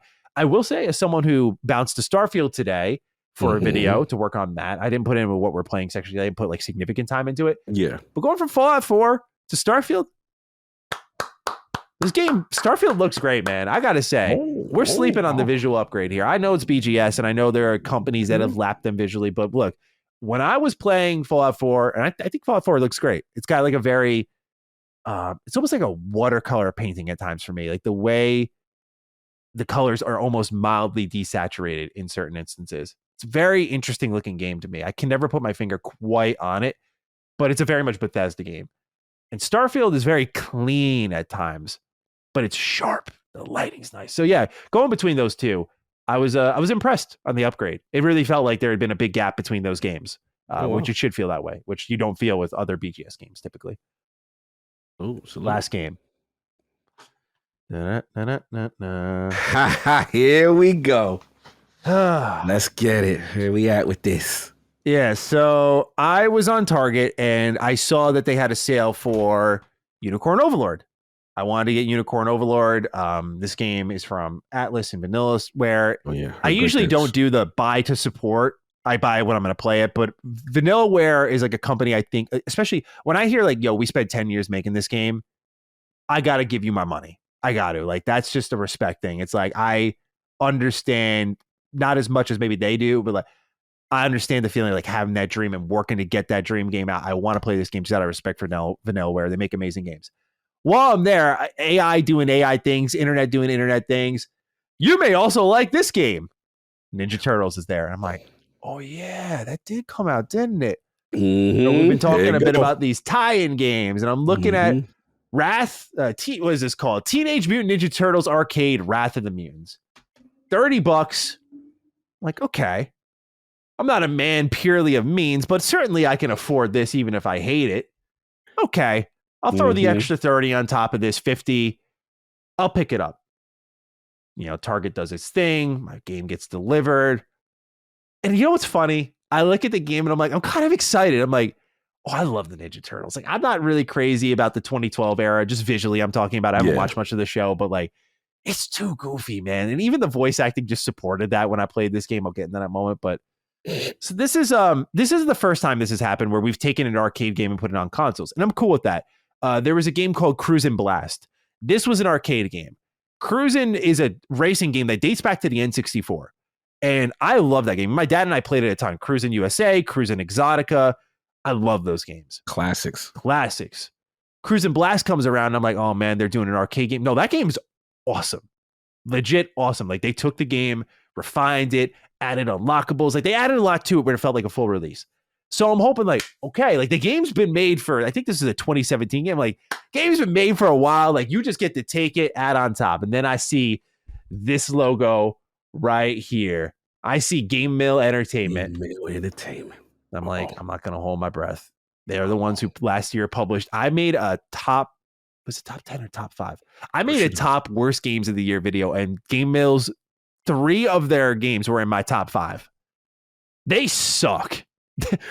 Hey, I'm sorry. I will get cruel with it. They fucking suck, dude. They're terrible. What they made prior to this? I'm curious. What the hell? And so I'm like, all right, I built up the story enough. Let me play this. Let's go. They added voice acting. I'm like, okay, cool. Phoned in beyond belief, man. Like, phoned in. Like, they even got like Seth Green back for Leonardo. I'm like, okay, so they had to spend some money. That's a pretty well-known name. Dude, phoned in. It's like Turtle Power. Oh man, I'm like, that hurts to hear. Oh, that hurts the soul. You know those games where back then, like PS2 era, really, where anyone who's listening who's played Mega Man X7, you'll know what I'm talking about with that. I'm forgetting the name of the boss, but he yells like "burn to the ground" a million times in a row. There are certain bosses where when you hit them, they repeat like their voice lines over and over and over, like and this game times like 400, bro. Everyone's saying the same shit constantly. You cannot play as anyone because they're always, I love the Turtles, but they're always talking. They're always screaming shit. And I'm thinking, yo, I'm playing single player. This is a 4-player couch co-op game. What if the amount of noises coming out of my TV at once would have busted my speakers, my windows, everything with how screechy and loud this game gets. Because it's an arcade game designed to eat your quarters, it's horribly balanced. So I've beat every level in the game, but like there's no defensive tactics. There's no blocking. There's no dodging. It's a very bad game. And you're done in an hour. By the way, even the trophies suck because like I beat the game on normal. It doesn't pop the easy mode trophy retroactively. So for me to get the platinum, I got to beat the game 3 times. I'm like, hey, yo, I just can't do that. I don't know. I want to do it because it's so easy, but I just can't do it. So it's just the power-ups suck. It's just, dude, this game is so mid. We deserve so much better than this bullshit that the Turtles get. It's fucking egregious, man. So I did this. I made the sacrifice for everyone. Do not on a whim go like, it's $30. I like the Turtles. Go fire up Shredder's Revenge and just put in your reps there. It's double the length and it's way better. And it's and this game tries to do like, this is a flannel game, man. Like they're putting on the flannel and like, let's do the same finishing moves from Turtles in Time where you like grab the enemy and flip them over left and right. Like they got all that. I was like, you're a poser, man. This game, this game makes me sick. Frauding. Yeah. Damn, they frauded on the license. Oh, that's bad. I'm looking at it now and interesting design for the Turtles. I will say that. So the combat actually didn't look too bad, but like what besides the fact it's noisy and the voice and stuff are annoying, is the combat any good? No. It's just one button, which is fine if it's a beat 'em up, by the way. It's fine. But that's why like Shredder's Revenge was great because you could have like jump attacks, you had dodge attacks, you had super attacks of different levels, you had a little bit of a leveling up system attached that rewarded your investment with particular characters, and maxing them out was fun, which gave you that replayability. Like it wasn't replayable in the way we think nowadays, where it's like end game content, endless XP and challenges. Like it had a wall you would hit, but it was arcadey enough where like, you put in like 10 hours and you'll just do everything that's there. And it's a phenomenal game for that. This game, there's no scaling, there's no nothing. There's just a few basic moves. Like, I wonder if they have it on the inside of the box. They don't. But yeah, when you fire the game up, because it's an arcade and they're like, here are the controls. By the way, some of the worst PNGs I've ever seen in the game. This is some 480p ass shit. Oh, damn. You wanted to be going in on the PNGs. Yeah. PNGs are awful, bro. I apologize for my language, but seriously, like, this game just makes me very, very sick. Very sick. And so, yeah, even the gameplay, I'm not being exaggerating. I'm not exaggerating. It's not a good game. Damn. This is a classic. What is it? The Godfather quote. Look what they did to my boy. I know. Damn, I feel you on this. This feel like that, what is it, that G.I. Joe operation, whatever they did me dirty, or it's got that type of energy. Yeah, you can see it. I'm looking at, I feel your pain, Matty. Yeah. I feel your pain, bro. Yeah. That's tough. Well, that's what I'm playing this week. And so let's go ahead and move on, shall we? We had a ton of warm-up questions. We're going to put those toward the back of the show because we're at the 2-hour mark right now. I just want to make sure I don't bloat anything before we get into the main chunk of our show here, which is crazy to think about. Number 1, the Xbox Game Showcase has been announced for Sunday, June 9th at 10 a.m. Pacific Time, 1 p.m. Eastern Time. Xbox will be repeating the double feature with another developer direct, following up the big summer show. The title is currently redacted, but the imagery suggests this is Project codenamed Cerberus, aka the next Call of Duty game. Xbox made sure to specify in their wire post that this will be the first showcase displaying games from Activision, Blizzard, Bethesda, and Xbox Game Studios, as well as third-party partners. The Verge has leaked details on Xbox's 2024 holiday plans. The expectation is that Shattered Space, the Starfield expansion, will arrive 1 year from that game's launch in September. The next Call of Duty is eyeing down a late October release, while Avowed is targeting November. Indiana Jones is still set for a December release. A new version of Microsoft Flight Simulator is inbound as well, said to be looking at November, and the expectation remains that a new Gears of War game is set to be revealed at this summer's showcase. All right, Cog. We have a plethora of write-ins here. Let's start off with Deontay Shepard, who writes, "Hey, Dukes. We just got official confirmation of Xbox's E3 showcase. I know I'm coping hard, but what are y'all most looking forward to from the Xbox game showcase, followed by the Fallout 5 Direct?" Which, ambitious. In Deontay's defense, he did put a correction in saying, "Oh, man, it's Call of Duty." So, unofficial, but pretty much a lock that the developer Direct is Call of Duty. We have this showcase here, though, Cog, where it's going to be, as Xbox wrote, the first one with like the big family of 3 all in attendance. And this is going to be another big one for them, no doubt about it, where they have a lot of content to squeeze in here. What are your expectations right now? How do you feel? Part of me, I want to have the excitement, and it's not coming from a down on Xbox way. I love leaks and I love information as a consumer, but it's starting to put like the pin in any, like, I don't like knowing everything that happens with X. Like, I want to have that anticipation of like, when are things releasing? Like, we know everything about this company before anything happens. I know I'm complaining about like an intangible at the end of the day. It's about the quality of the games. I totally respect and get that. But I do like kind of sympathize. I'm like, damn, you kind of took the excitement out of like, when are these releasing? Like, how is Xbox going to line it up? Because The Verge, it's Tom Warren. This dude's been spot on since the FTC days. Like, he's clearly locked in with someone who's in the know. But nonetheless, Cog, how are you feeling about the roadmap, the summer showcase, the potential reveals? What are you hoping to see? Big hype, big hype. This is what I anticipated. You know, I anticipated another monster showcase with a ton of plethora of games. Obviously, we now have a clearer picture for a lot of them, which, you know, obviously, like you said, you wish that stuff didn't leak out. But look, just from a release date standpoint, at least, you know what I'm saying, kind of thing. But I think they've got ammo in the chamber, man. They've got serious ammo in the chamber to come out here and really, you know, knock people's socks off. And I just think that it's unfortunate that the top of the year happened the way it did, because again, outside of Power World and that gap between Power World and January and then Hellblade, and then you throw in the business update that really has the community all on edge, has the community really fractured right now. We got to be honest, right? So they need a quality game to get the stuff back up. Hopefully Hellblade is that. And then hopefully that transitions into this big showcase. But I'm hyped. Because what it showed me is kind of what I predicted, which is I fully predicted when the ABK deal I predicted was going to go through, that the minute it goes through, they are going to put Call of Duty in the Game Pass, and they're gonna kind of beat their chest about it in a big way. That's going to be a driver. So to see them now, let's be honest, you see the Cerberus, you see the Charlie Intel, we know damn well that direct is Call of Duty in the same way that Starfield got its shine from Bethesda. So it's Bethesda last year, their showpiece game. Now this is ABK. The ritual has completed.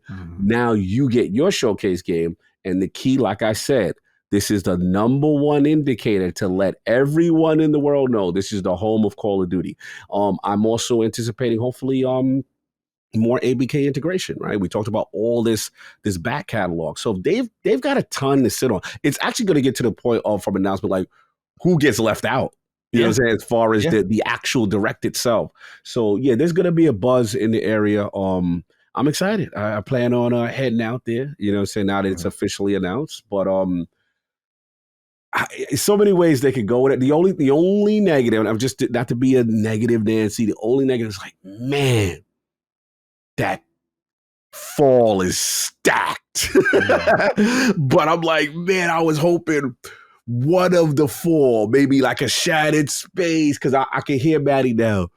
Bro, shotgun blast, bro. Here they go. Everything back to back, bro. It's what I hate about it. I'm doing Maddie. You're the audience surrogate right now. Everyone's like, yes, cock. I already know what you're going to do. Yeah, bro, I'm this what they do. And I feel you. Right. And I just wish, maybe in their defense, like, you know, the development, if the development of the game take that long for them to make the game correct, please. Don't rush for my ego. But it's just unfortunate that, like, yo, can we get like a Towerborn, or can we get a couple of things before? Because it looked like you got September, October, November, December, boom. And I'm a little sad that I gotta wait till December for India. That was the one I wanted. That's the one. Like, don't get me wrong. If Black Rock, I'm sorry, but I have to be real. Oh, don't worry. Avowed's 2025. Don't worry. Oh yeah, you did say that. I'm still on that. I don't care what this report says, bro. That could be the target all they want. That shit's not coming out in November. I don't believe it. You don't believe it? I refuse to believe that game's coming out in November. Hey, whatever's for the better of the game. If they need more time, great. If not, but Maddie's standing on it. All I'm saying is, Indy was my little gem. And I'm disappointed too, Paul, because one, I think the game is going to look. I'm really confident in that machine games. I really think the game is going to be amazing. But I'm like, damn, now you December. Now you missing Game of the Year nomination. I don't like that. You know what I'm saying? So part of me is like, when they push that the next year, I should say that. Now forget. When it's ready, it's ready. Yeah. But that's my only sad. I was hoping Indy would be like the late summer August joint, or you know what I'm saying, like or September. I was just hoping. I think there was originally a report that they were looking at December, so I'm not too surprised to see it. Xbox did Halo Infinite in December, so I mean, if it makes you feel any better, it'll be early December. I know I shouldn't link my emotions to Game Awards, but there's a part of me that feels like Xbox needs to have, remember I told you, they need to have a consistency with high quality games to really stabilize this base and to stabilize their eyes in terms of, being good game makers, right? Yeah. So part of me and part of that process is to me to get the recognition from the populace, right? So if you see visually at the Game Awards when it's time to do Game of the Year nomination, you see 3 Xbox games there. I'm just throwing it out. I'm not saying it's guaranteed, but it's a visual. It's like, okay, this is the new Xbox. This is the, say, oh, wow, you see a Hellblade. I'm just throwing it out there. Hellblade and Indiana Jones or maybe Avowed or something. Like if you see 2 or 3, you see them representing in force, now you start to change the stigma. That this is a new day. We have quality here. And that's the only thing that's unfortunate when it's a December release, because let's be real, damn well Halo Infinite ain't getting no redo the next year. You know what I'm saying? No matter, we saw it. Again, I shouldn't be tying my emotions to awards that truly, clearly have, certain things behind them. But that's all I was caring about. I want those guys to get the recognition if these games are good. But look, I'm done with the rant. I'm very curious about, now that the news is out with you, how we feeling? What you expecting? You see dates? Well, let's get our shotguns ready. Let's get our shotguns ready.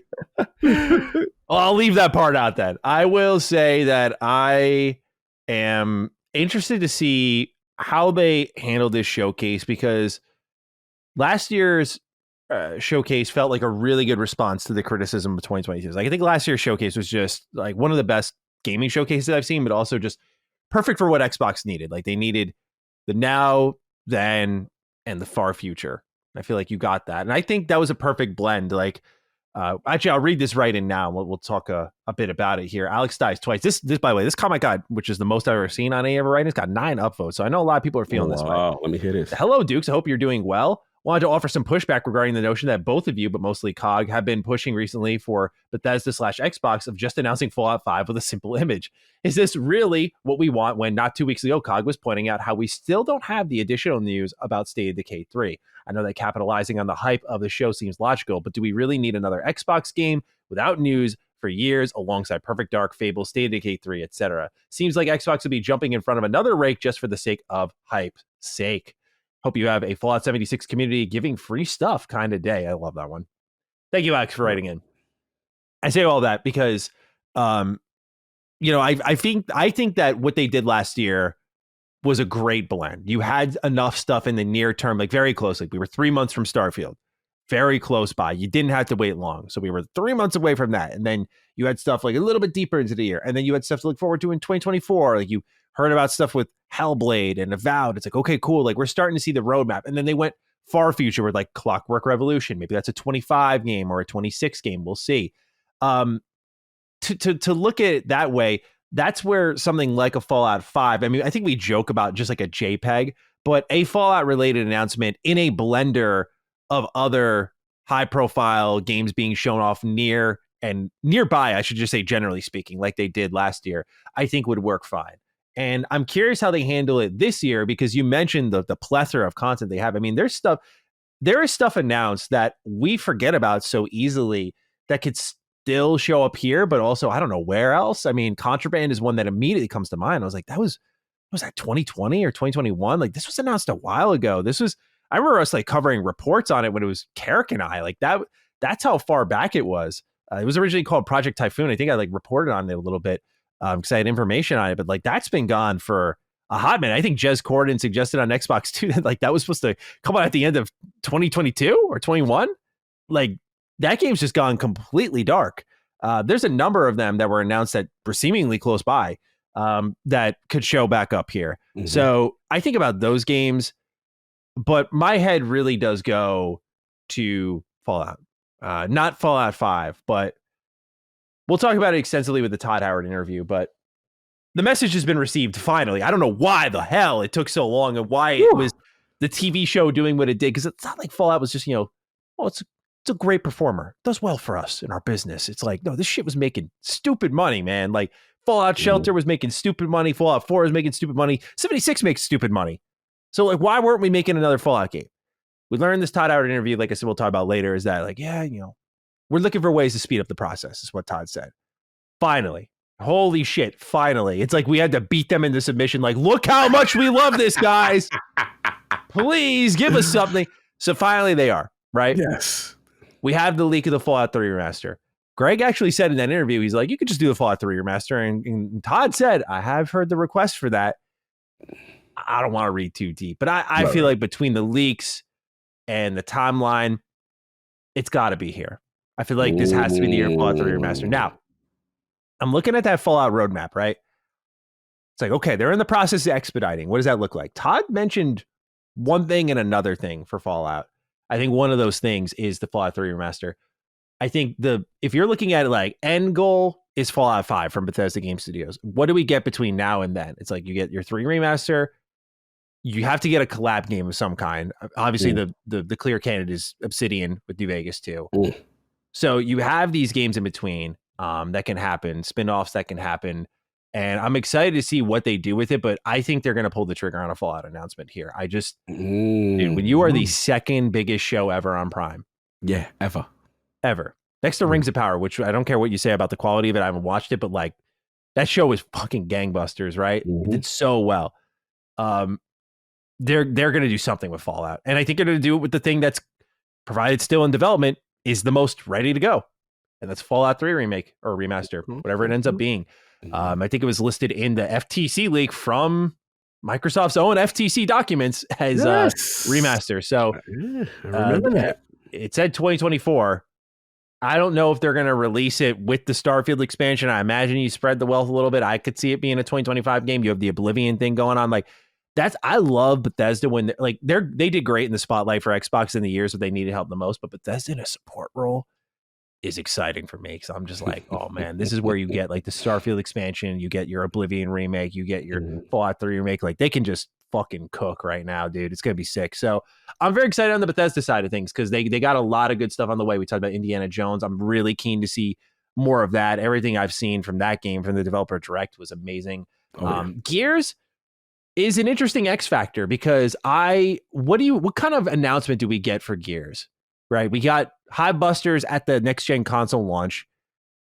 It looks really good, but like, do we get a CG trailer? Do we get gameplay here? Do we get a release date? Like, I feel if you're going to show Gears, this has to be done in a big way. No? Yeah. This is an iconic franchise. You got to do it right. It's been on the shelf for Gears 5 was what 2018, 17? It's been a minute. Yeah, so like if it's not ready to be shown off in a meaningful way, then you can't show it. So you have to think that they're ready to show something big, right? Yeah, I would think so. At least, I know that people don't like the vertical slice, but like maybe a vertical slice of what the gameplay is going to be or what the narrative, how it continued, post Gears 5 ending. So we have to get that. They've got to splash. They know that's a pillar franchise. They know the importance of how you show. I did want to jump I know you didn't finish, but I do want to respond to Alex. Oh, please. Yeah, go ahead. Which was, about, COG, we don't want to do that. And I understand your mindset, say, hey, don't do that. This is what happens. Why do we need games without news? Because here's the thing. I've always been of the mindset that if we don't know you exist, it is okay to say, hey, we are working on this, and here is a vertical slice or a trailer of what we're doing. And now the PNG, yes, it's a joke, but I will be honest with you, it still would be effective because we have effectively put pressure on them. We have, by our consumption of the Fallout TV show series, it has proven that not just gamers want this, the casual is interested.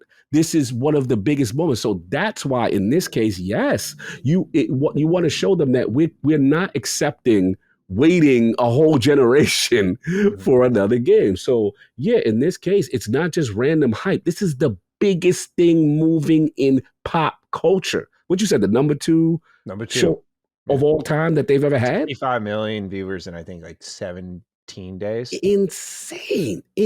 So yes, it would have an effect. Now, granted, we now have more context that they're looking into accelerating. But that was the only thing I wanted to say, because normally I hear what people are saying, but with Fallout, this is a whole different beast than any other game. Yeah. So I think they got to lean into that. I think you got a lot of returning games, right? I think you're going to see Avowed again. You're going to see Indiana Jones again. They mentioned Microsoft Flight Simulator. I think you're going to see that again. Probably going to see Aria History Untold again. Like, I feel like you're going to see a lot of returns from the developer direct, as to be expected with this kind of showcase. Diablo 4, no doubt about it, right? Like, you're going to get the expansion. The new expansion, yeah. I saw Rob Ferguson tweeting. Yeah. Oh man, it's supposed to be big, and I forget the name of it. Yeah, he was tweeting heavy. Yeah, that's going to be one. But Call of Duty being presumably in the developer direct slot. This is, you and I were DMing about it. I said, yeah, not the most exciting selection for me. Of course, I'm more biased to something like Starfield or whatever else, but a shrewd business move, to say the least. Necessary. It's an understandable necessity. And we've heard some interesting things about this Gulf War Call of Duty game, about its kind of like semi-open world capabilities and what it's going to do on that level. So I'm keen to see. This is a Treyarch developed one. Treyarch makes my favorite Call of Duty. So if they're going to build around any Call of Duty on the stage, I would say this would be a good team to pick. But how do you think this is going to differ from like what they typically do to show off Call of Duty? Because normally there was like the official reveal, then the gameplay reveal, and they set it on a certain date, and then they do a multiplayer reveal. Like, they usually spread it out all summer and then do a beta. Like, it's a whole clear marketing window. Xbox, at least based on what we saw with the dedicated direct to Starfield, likes to give you it all at once. Very different from what Call of Duty does. Yeah. So how do you feel this may impact that community? Like, that's a pretty different change in how information is delivered. And I don't know, could it be good or bad for them?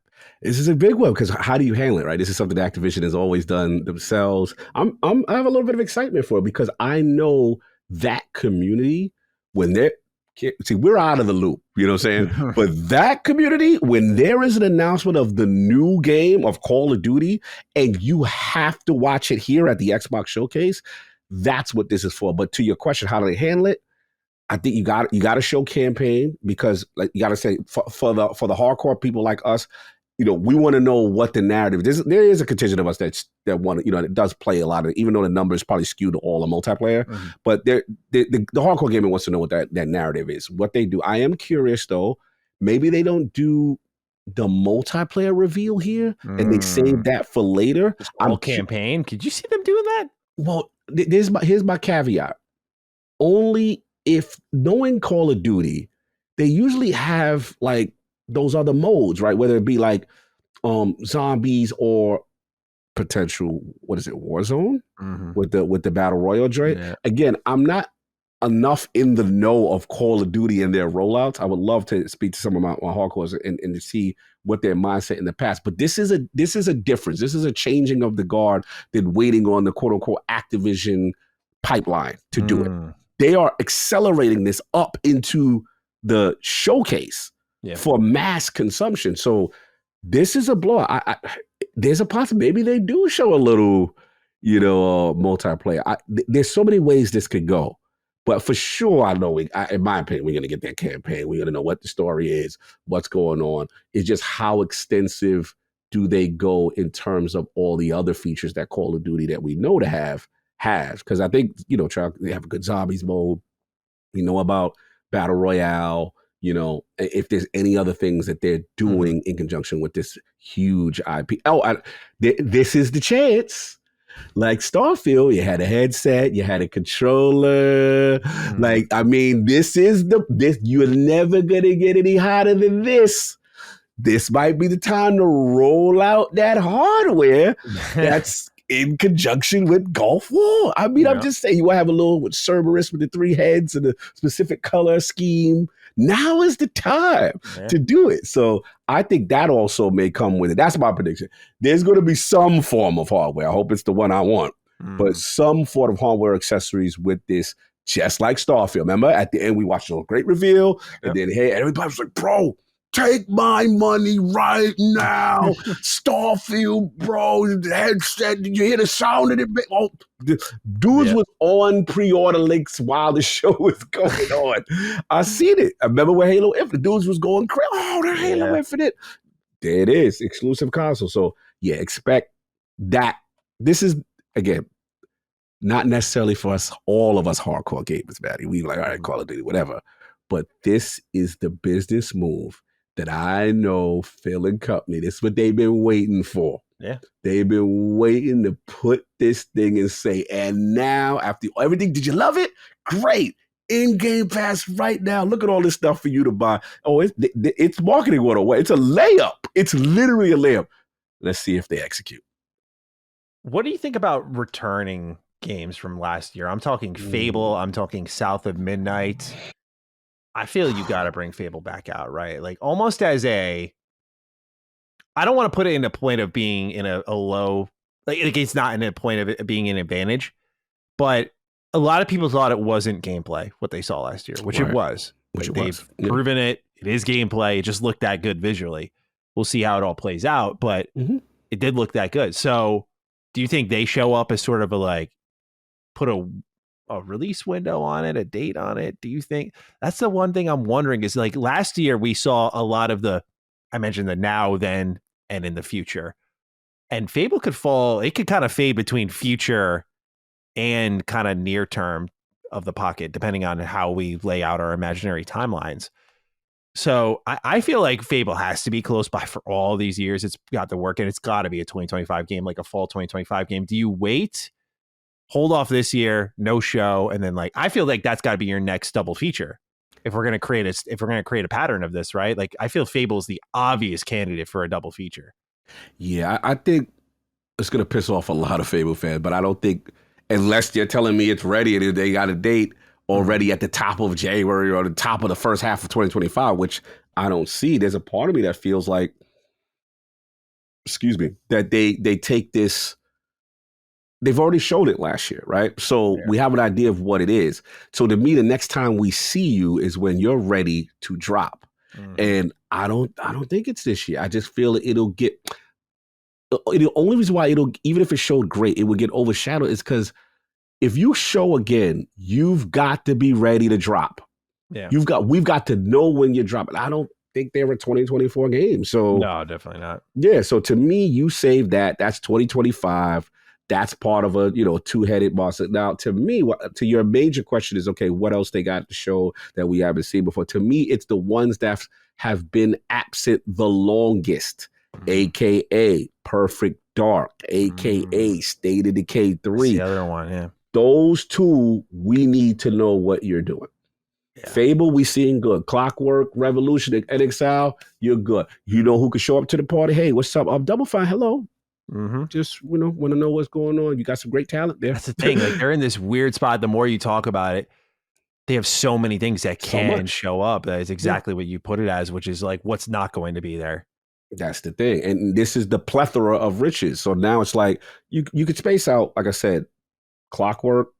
You can space out NXL, and you can space out what you call it, a Playground because of what they did. However, another Playground franchise Forza Horizon 6, Tokyo, finally. You never know. Like they got so many studios. There's so many ways and then we forgetting that. I mean, Bethesda's ZeniMax is a thing. There's other people. Yeah. It's not just Todd Howard by himself and nobody else working there. So yeah, there's a lot of people. What you said? Tango Evil Within 3. Oh, I forgot about Tango. What Tango doing? Yeah. There's a lot. Like that's why I said this show is going to be stacked either way. Yeah. I am not worried in the least. The only thing I'm worried about, like, damn, I just wish we could avoid the Maddie shotgun. You know what I'm saying, this year. Because it looks like an amazing lineup for that second half. But I'm just hoping that something sneaks in.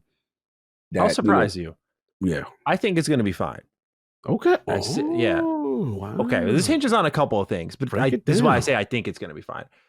I think first off, Starfield's kind of its own ecosystem in that it is a expansion, right? It's not like a full game. It might be feel like the size of a full game. We don't know until we play it, but Starfield is there kind of standing on its own. So really October belongs to Call of Duty, which is the main thing Xbox wants to push. Avowed, I still think is going to get delayed out of 2024. When you're, we talked about it briefly on Constellation, but Colin even like echoed the same thing I did, which is like, if you're alpha, pre-alpha at the top of this year, and you're like, we're coming out this year, unless I know jack shit about game development, which I don't, there's no way, unless this game's coming out. Yeah, I'm trying to save you now. I don't believe it. I don't believe it. You standing on this. I don't believe it. You can't be that at that point in development unless they accelerate to beta in that small window. I don't know what happened, but like, look, man, once you hit beta and you're like content complete and you got everything there, and now you're just bug testing like the final product pretty much for the most part, minus some fine tuning. Like, if you're not there and you're coming out at the end of this year, you're either going to crunch and just pedal to the metal, or I'm just vastly underestimating Obsidian's abilities, which I don't do. I love everything Obsidian does, so I'm just trying to be realistic here. So really, you kind of have this spread, if Maddie is right, of Starfield kind of on its own, Call of Duty definitely on its own. With Game Pass, you don't have anything in November except Microsoft Flight Simulator. If that's there, that's on its own. And then you have Indiana Jones. So I feel like you kind of got a good spread where, yeah, it's a shotgun blast, but I don't think it's like, say, what we had in 2021, where it's like you had Forza, and then you immediately wipe out what's happening with with Forza in the zeitgeist with Halo Infinite to like just get a quick early access launch in. Like, that was the problem with the shotgun blast, is like they were going early in some instances, and it was spread out similarly where like they had Age of Empires 4, which is like a cool game, but it wasn't like the biggest game. Right. And they're going to have those in-betweener games that we're not considering, which may make it more overwhelming than giving it credit for. Like saying that remind me like, oh, Our History Untold was like late 2024. That's going to squeeze in somewhere, I imagine. That's the thing, man, is they've spent so long creating this content and putting money into it. You can't put it all out at once. You've got to spread it out. So something somewhere, even just it could be ready and good to go. Fuck it, delay it, dude. You're going to drown. You're going to drown in your own pool in your backyard is what's going to happen. That's how I'm looking at it. So I feel like some stuff's got to move, but I'm not too worried about the current known shotgun gun blast. We'll see, of course, how it goes here. You have any extra thoughts on this Xbox Showcase, Cog? Anything we're missing here? I mean, obviously the, future of Xbox is a big thing, right? And how, how they're going to be moving forward, with messaging. Do they confront that? Do you think they've got to imply hardware what it announcements means to give confidence in the base, right? They listen, they know the metrics, man. If you're doing Xbox content right now, your numbers ain't great. Let's just keep it unless you're the Dukes. Unless you're the Dukes. Unless you know what I'm saying, you're that LSM and that fan. But it's hard out here in the streets because there is a feeling like, hey, what are they doing? Are they losing their brand identity? So I think part of this messaging is the reassurance from the beginning. I expect like the Queen to come out, Sarabon, and make some very strong statements similar to how, the investment in hardware and all this other stuff. Listen, we'll get into, I know as we get closer, we'll get more into predictions, but I expect them to come out guns blazing. They know their back is against the wall with their own community, and they need to reinvigorate and revitalize. They're going to have the games to do that, but the messaging in conjunction with that and then you throw Mhm. the cherry on the top with that Call of Duty and just, for the casuals to knock that thing out. So Yeah. it's a layup. It's there for them. It's just the execution and which games will get selected as part of this. I'm very curious on the placement and how they do that. Do they pre-announce any sort of handheld hardware or something like that? Like, they do like Project Scorpio or Project xCloud, and they show like the project in development. Like, okay, so walk with me here. You have the handheld showing off, and there's Call of Duty, the new COD running on it. And they're like, it's all native, but you could stream this if you want. We got Game Pass built in. And we can't wait to show you more in 2025. Do they do that? I think we're a little too early. I think we're just a little too early. They're thinking about that internally. They're doing all that discussion internally, but I think they're still too late. But I mean, it is interesting that the fear of them becoming a third party publisher is very, very relevant, and a lot of people are like, yeah, it's happening, and hey, maybe that does happen down the road, right? But they want to still promote hardware like they're doing it. But if I had to guess, they'll keep it like how they did last year, where there's a SKU, whether it be like a Brooklyn or whatever, or, the Call of Duty SKU, hopefully, they'll do something enough that'll just be like a short-term thing for this year. But I think they won't start talking about that maybe until like another year from now. If the real stuff that we want, like a handheld stuff like that, I think they'll just make a statement. We're committed to hardware, and I think they got to do more than that, because they already said it. They said something's coming at the end of this year, right? Or later this year. So they did. Gotta be something, right? But see, I internalize that as you could say another console. You know what I'm saying? Like, you can do a whole bunch of marketing speak around that little statement. So, but we'll see. I hope listen. You want to come out there and say, you gotta announce something hardware. The more I think about it, right? Like, hey, I wouldn't be objective. I have no problem being wrong. I hope that I'm wrong. Project Handy. Not the no.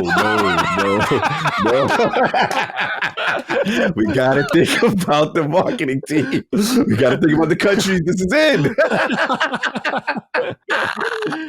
That was funny. We get clipped here. But listen, there's so many ways this could go. For the most part, all positive. Let's just see, man. I'm ready.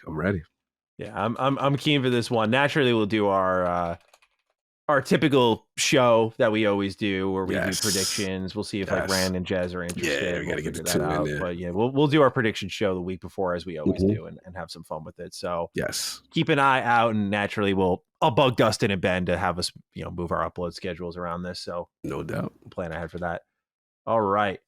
Next up, COG, as we've alluded to a few times, we have Todd Howard's interview. He sat down with Kinda Funny for about an hour, and he went through a lot of stuff. Greg asked a lot of great questions, because these are all questions if I had a chance to interview Todd Howard, I 100% would have asked him, which is, I think, a really good sign, because like, they were deep cut questions, which I thought was good. So I got a bunch of bullet points here. I'm going to run down all of the details that were revealed during this interview, and then we can kind of just pick our poison here. He talked about looking at ways to increase the output for Fallout. The show's hit 65 million viewers in just over 2 weeks. Todd did comment on a potential retirement. Some people are worried about that. He said he doesn't want to stop because it's fun. He wants to do it as long as possible, and there are currently no plans to retire. Bethesda, actually, he said they didn't feel the need to make something for the Fallout TV show, like a new game. They kind of had this thing that they thought they were confident in. And he said that they were actually unsure, like, is this as good as we really think it is? But he talked about 5 teams in the studio shifting between projects. Todd mentioned he had heard the request for a Fallout 3 remaster. He said they're having conversations always on collaborating for Fallout, and they're looking at ways to expedite this.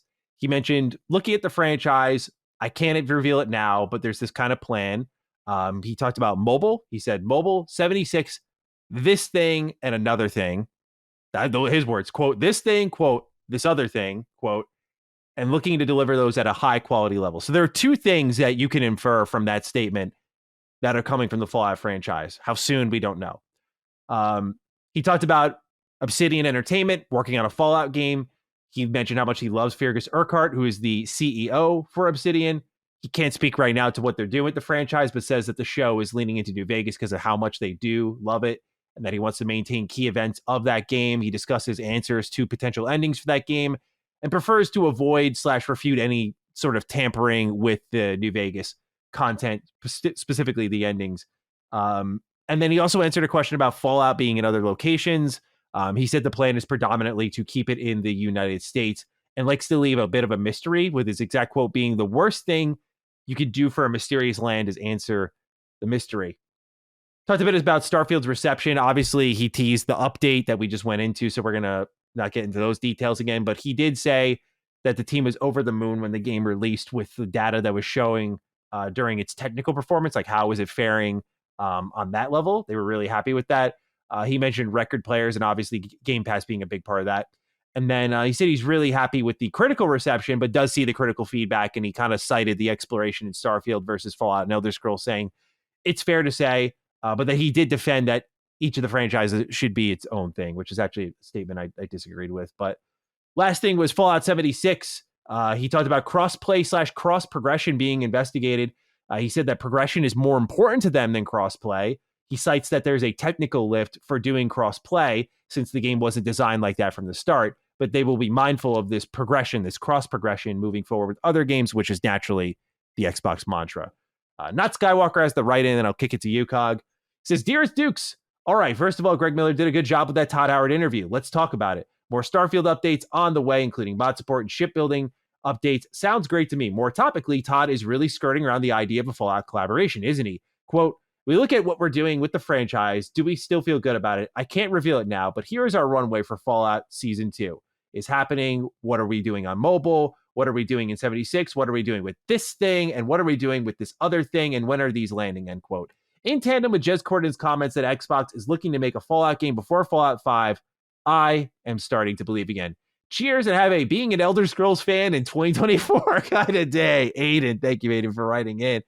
All right, Cog, lot to take in here. Pretty juicy Todd Howard interview with a lot of answers we were looking for. So wherever you want to kick it off, man.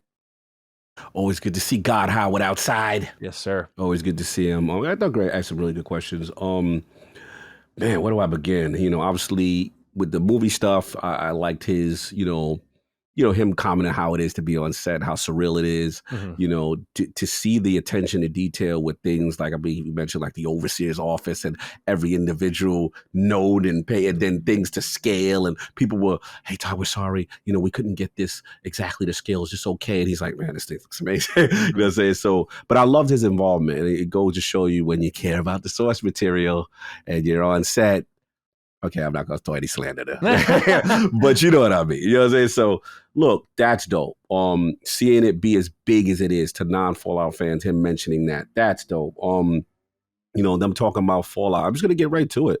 I was very curious about him mentioning being maybe overly protective of Fallout and with it being with other people. And then he gave New Vegas its kudos. He gave it its love. He gave it how much it's tied into 76 to the TV show, but also he said Ferguson's name by name and how awesome he is. So I thought that was at least positive. Now again, doesn't mean that there wasn't anything in the past, what I'm saying? Because I see a lot of discourse online, and Jez was kind of pushing back, like, where does people get this whole is there a contentious relationship? There's probably nothing right now. It's probably all that stuff so long ago.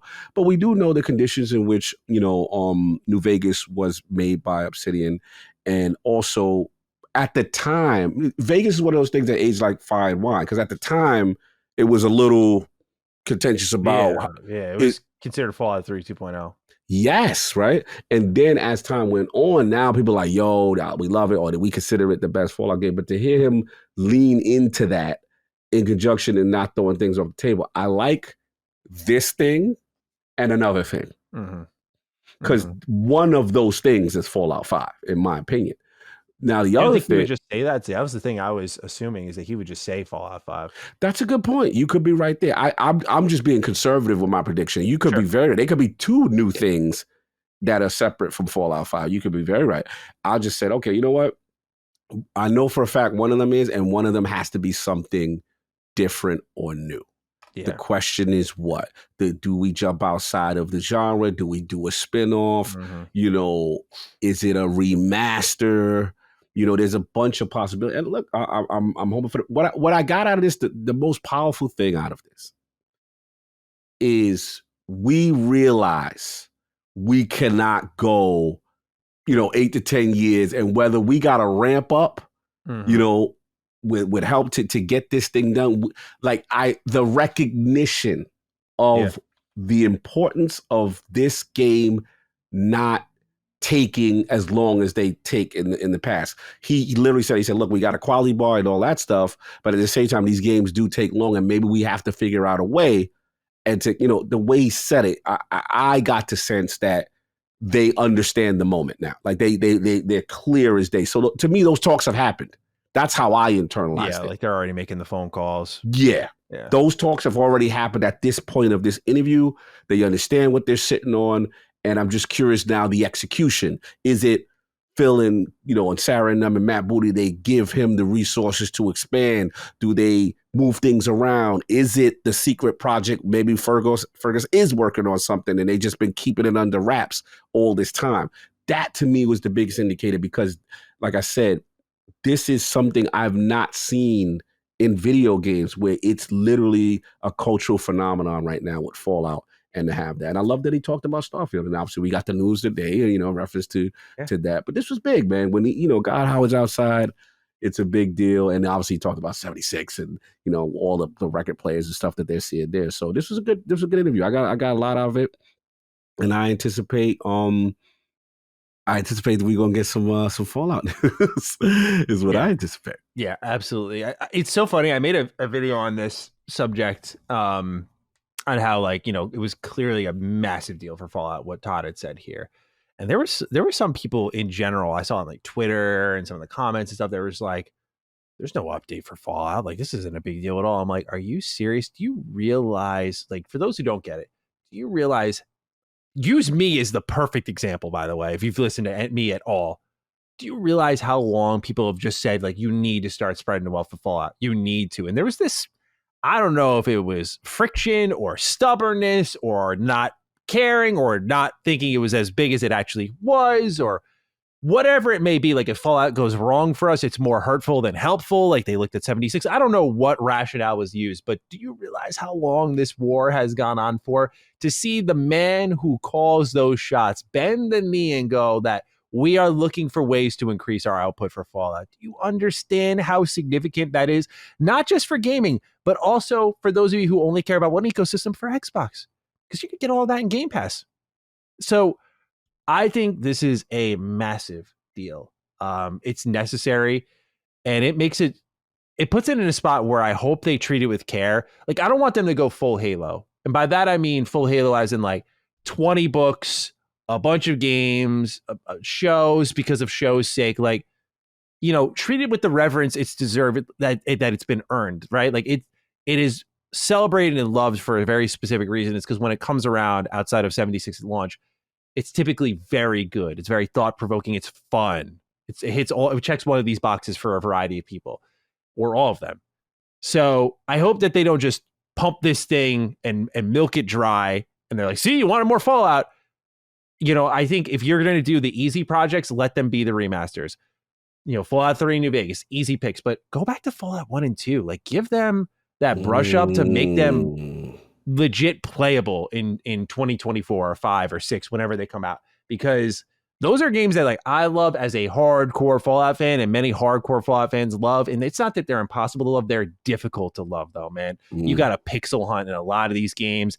It, even as like someone who considers themselves a bit of an expert in Fallout, it's easy to get fucking confused in these games. Like, they don't need to drastically change the gameplay style for Fallout 1 and 2. Keep them as they are, but just brush them up. Make it where, like, I can play with a controller, and that the turn-based gameplay is a little more clear. Like, it would probably be a from the guts remake. Like, they would have to go in there and just remake a ton of shit for this game. I'm not saying it would be an easy task, but I think you've got to celebrate now the history of this franchise while moving forward in new ways. So you got to bring back Fallout 1 and 2. You have to treat them with that respect, because that's why we're here, man. You have to bring back Fallout 3 New Vegas, because that's why so many people first started getting on board, including myself. Fallout 4 is already a modern game. 76 is modern. So what do you do next? You move forward with partnerships.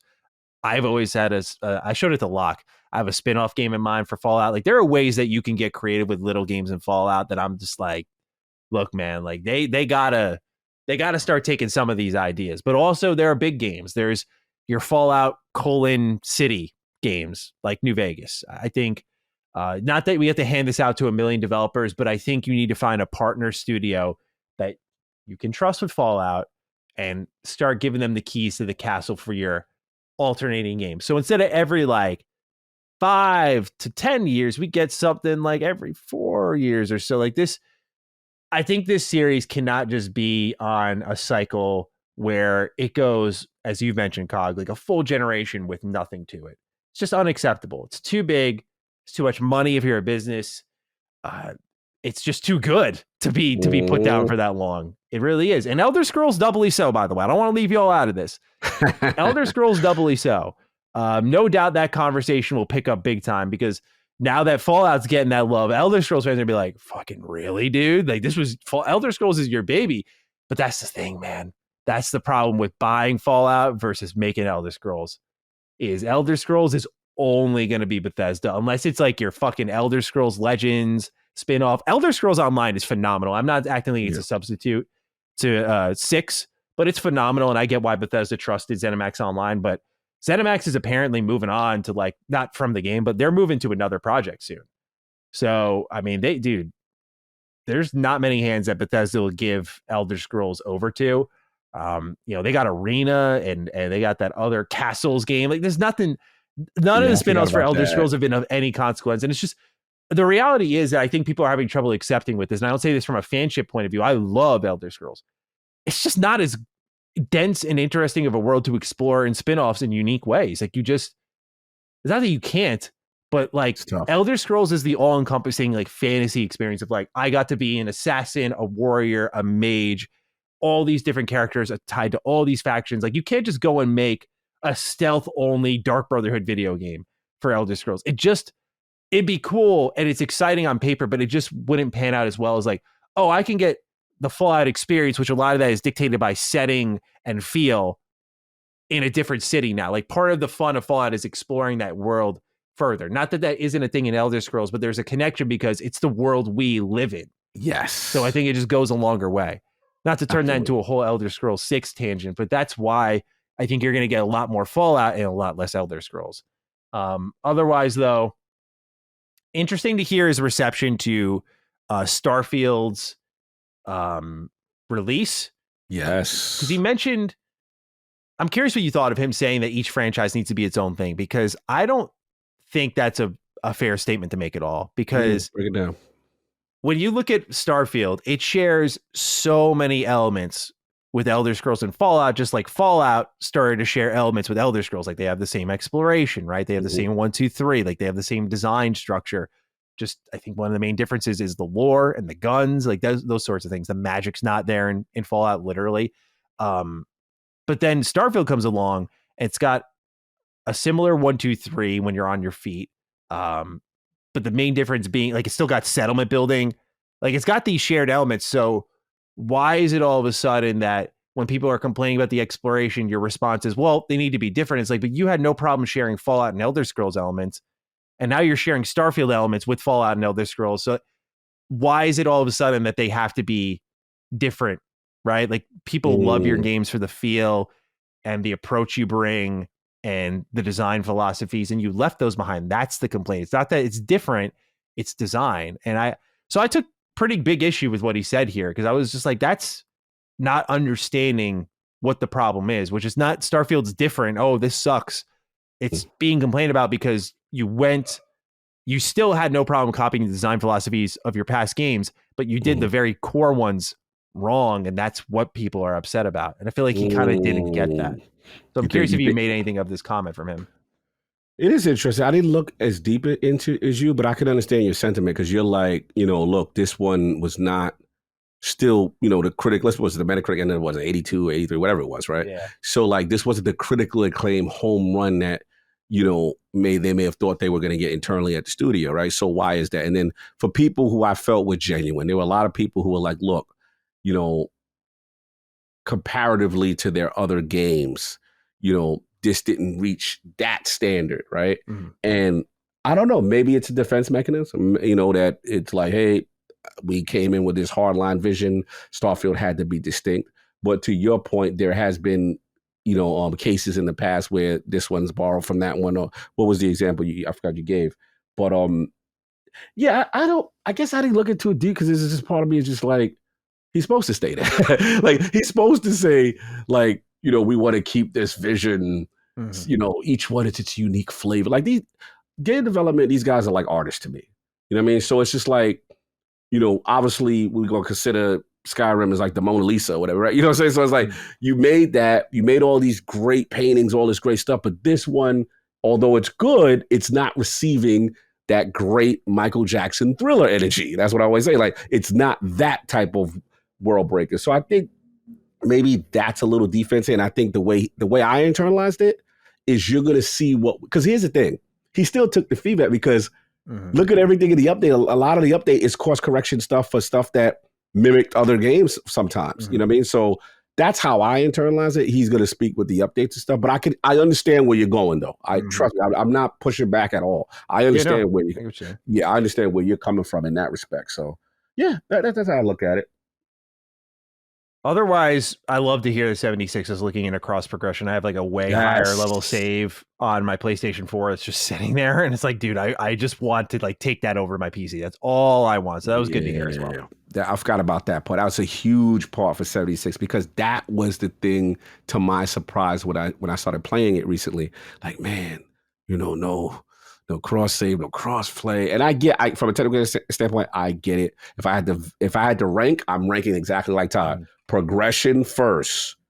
If crossplay happened, great. If not, then maybe you wait for the next one. But no, I agree. Progression is way more important. Now, the fact that it was mentioned, now that you've got this resurgence, you've got to capitalize. So yeah, let's just get on that as quickly as you can. From a technical standpoint. I agree. Yeah, I'm keen for that because again, I want to go take my old save file and actually use that for some of the new content that they release. Mm-hmm. All right. That's it for the Todd Howard interview. And now we get into Xbox Game Pass. Coming soon. We have May 2nd, Tomb Raider Definitive Edition on console, PC, and cloud. May 7th, we get Kona 2 Broom on console, PC, and cloud. May 9th, you get Little Kitty Big City on console, PC, and cloud. And May 14th, you get Brothers, A Tale of Two Sons. Meanwhile, leaving Xbox Game Pass, all of these on May 15th, all of these console, PC, and cloud. Eastern Exorcist, Eden Chronicle, Rising, not 100 Heroes, not the new one that just came out. Rising, the kind of prequel setup game. Yes. Fuga Melodies of Steel 2, Ghost Lore, Just Cause 4 Reloaded, Norco, SD Gundam Battle Alliance, and Supraland 6 Inches Under. Anything standing out for you here, Con? Because for me, this is kind of like on both ends of the fence. I'm not really affected either way. Yeah. Kind of a slow one. Yeah, a little slow week. You know what I'm saying? Nothing crazy. The Ayuden fans there, they mostly got the Chronicle Rising in. And from my understanding, perfect continuation. Those guys are in the actual main game of 100 Heroes. Yeah. And then, Tomb Raider, we talked about, Definitive Edition and stuff like that. So, yeah, this is light. It's light work. Absolutely. Yeah. I think, obviously, Tomb Raider speaks for itself. I would say, go ahead, give that a look. But otherwise, in terms of things leaving, nothing that I think you really need to sprint to. I've heard good things about Fuga Melodies of Steel too, if anyone's ever interested in that. But otherwise, pretty slow week on the Game Pass front. So nothing else, right, Cog? Unless you want to add things in, we can move on to the next one. We can move on. All right. Let's get into our Game Pass pick of the week. I'm up, and I'm making a selection here that's a little bit off the charts, if you will. So I've heard of this game, Manor Lords. I found out this is in Xbox Game Preview. It's available on Game Pass. You can install it right now. It's on PC. And this is defined as a medieval strategy game featuring in-depth city building, large-scale tactical battles, and complex economic and social simulations. Rule your lands as a medieval lord. The seasons pass, the weather changes, and cities rise and fall. This was made by one individual, from what I've learned. This is made by one individual. Wow. And I thought that was obviously extremely impressive, and it's making the rounds big time on YouTube. The game looks phenomenal, and I just thought it was one that definitely deserved the shout out because I was playing around a little bit with it and like building up your village a bit. Like it's got that addictive quality where you can like start off year 1 and then there's like year 15. Like you just keep going and going and seeing like how your civilization builds up. But they also have like the large scale tactical battles. And so I thought this is one that absolutely deserved some attention, not only for like the condition it was made in, but also like the fact that it was just so well put together. And again, like the economics of the game, the social elements of the game, like they got a lot going on here. It's definitely like one of those games where I'm being careful because I'm very excited for Frostpunk 2. So I don't want to have like a similar style game pull me away. But this one was very cool. I have to say, I really enjoyed again the elements of like building up a town and like how long that took. Like they did a really good job here, and the game actually looks pretty decent as well. I was kind of surprised. You know, the when like buildings are on fire looks really good. Like the actual character models even look good, even though you're kind of looking from the sky for the most part.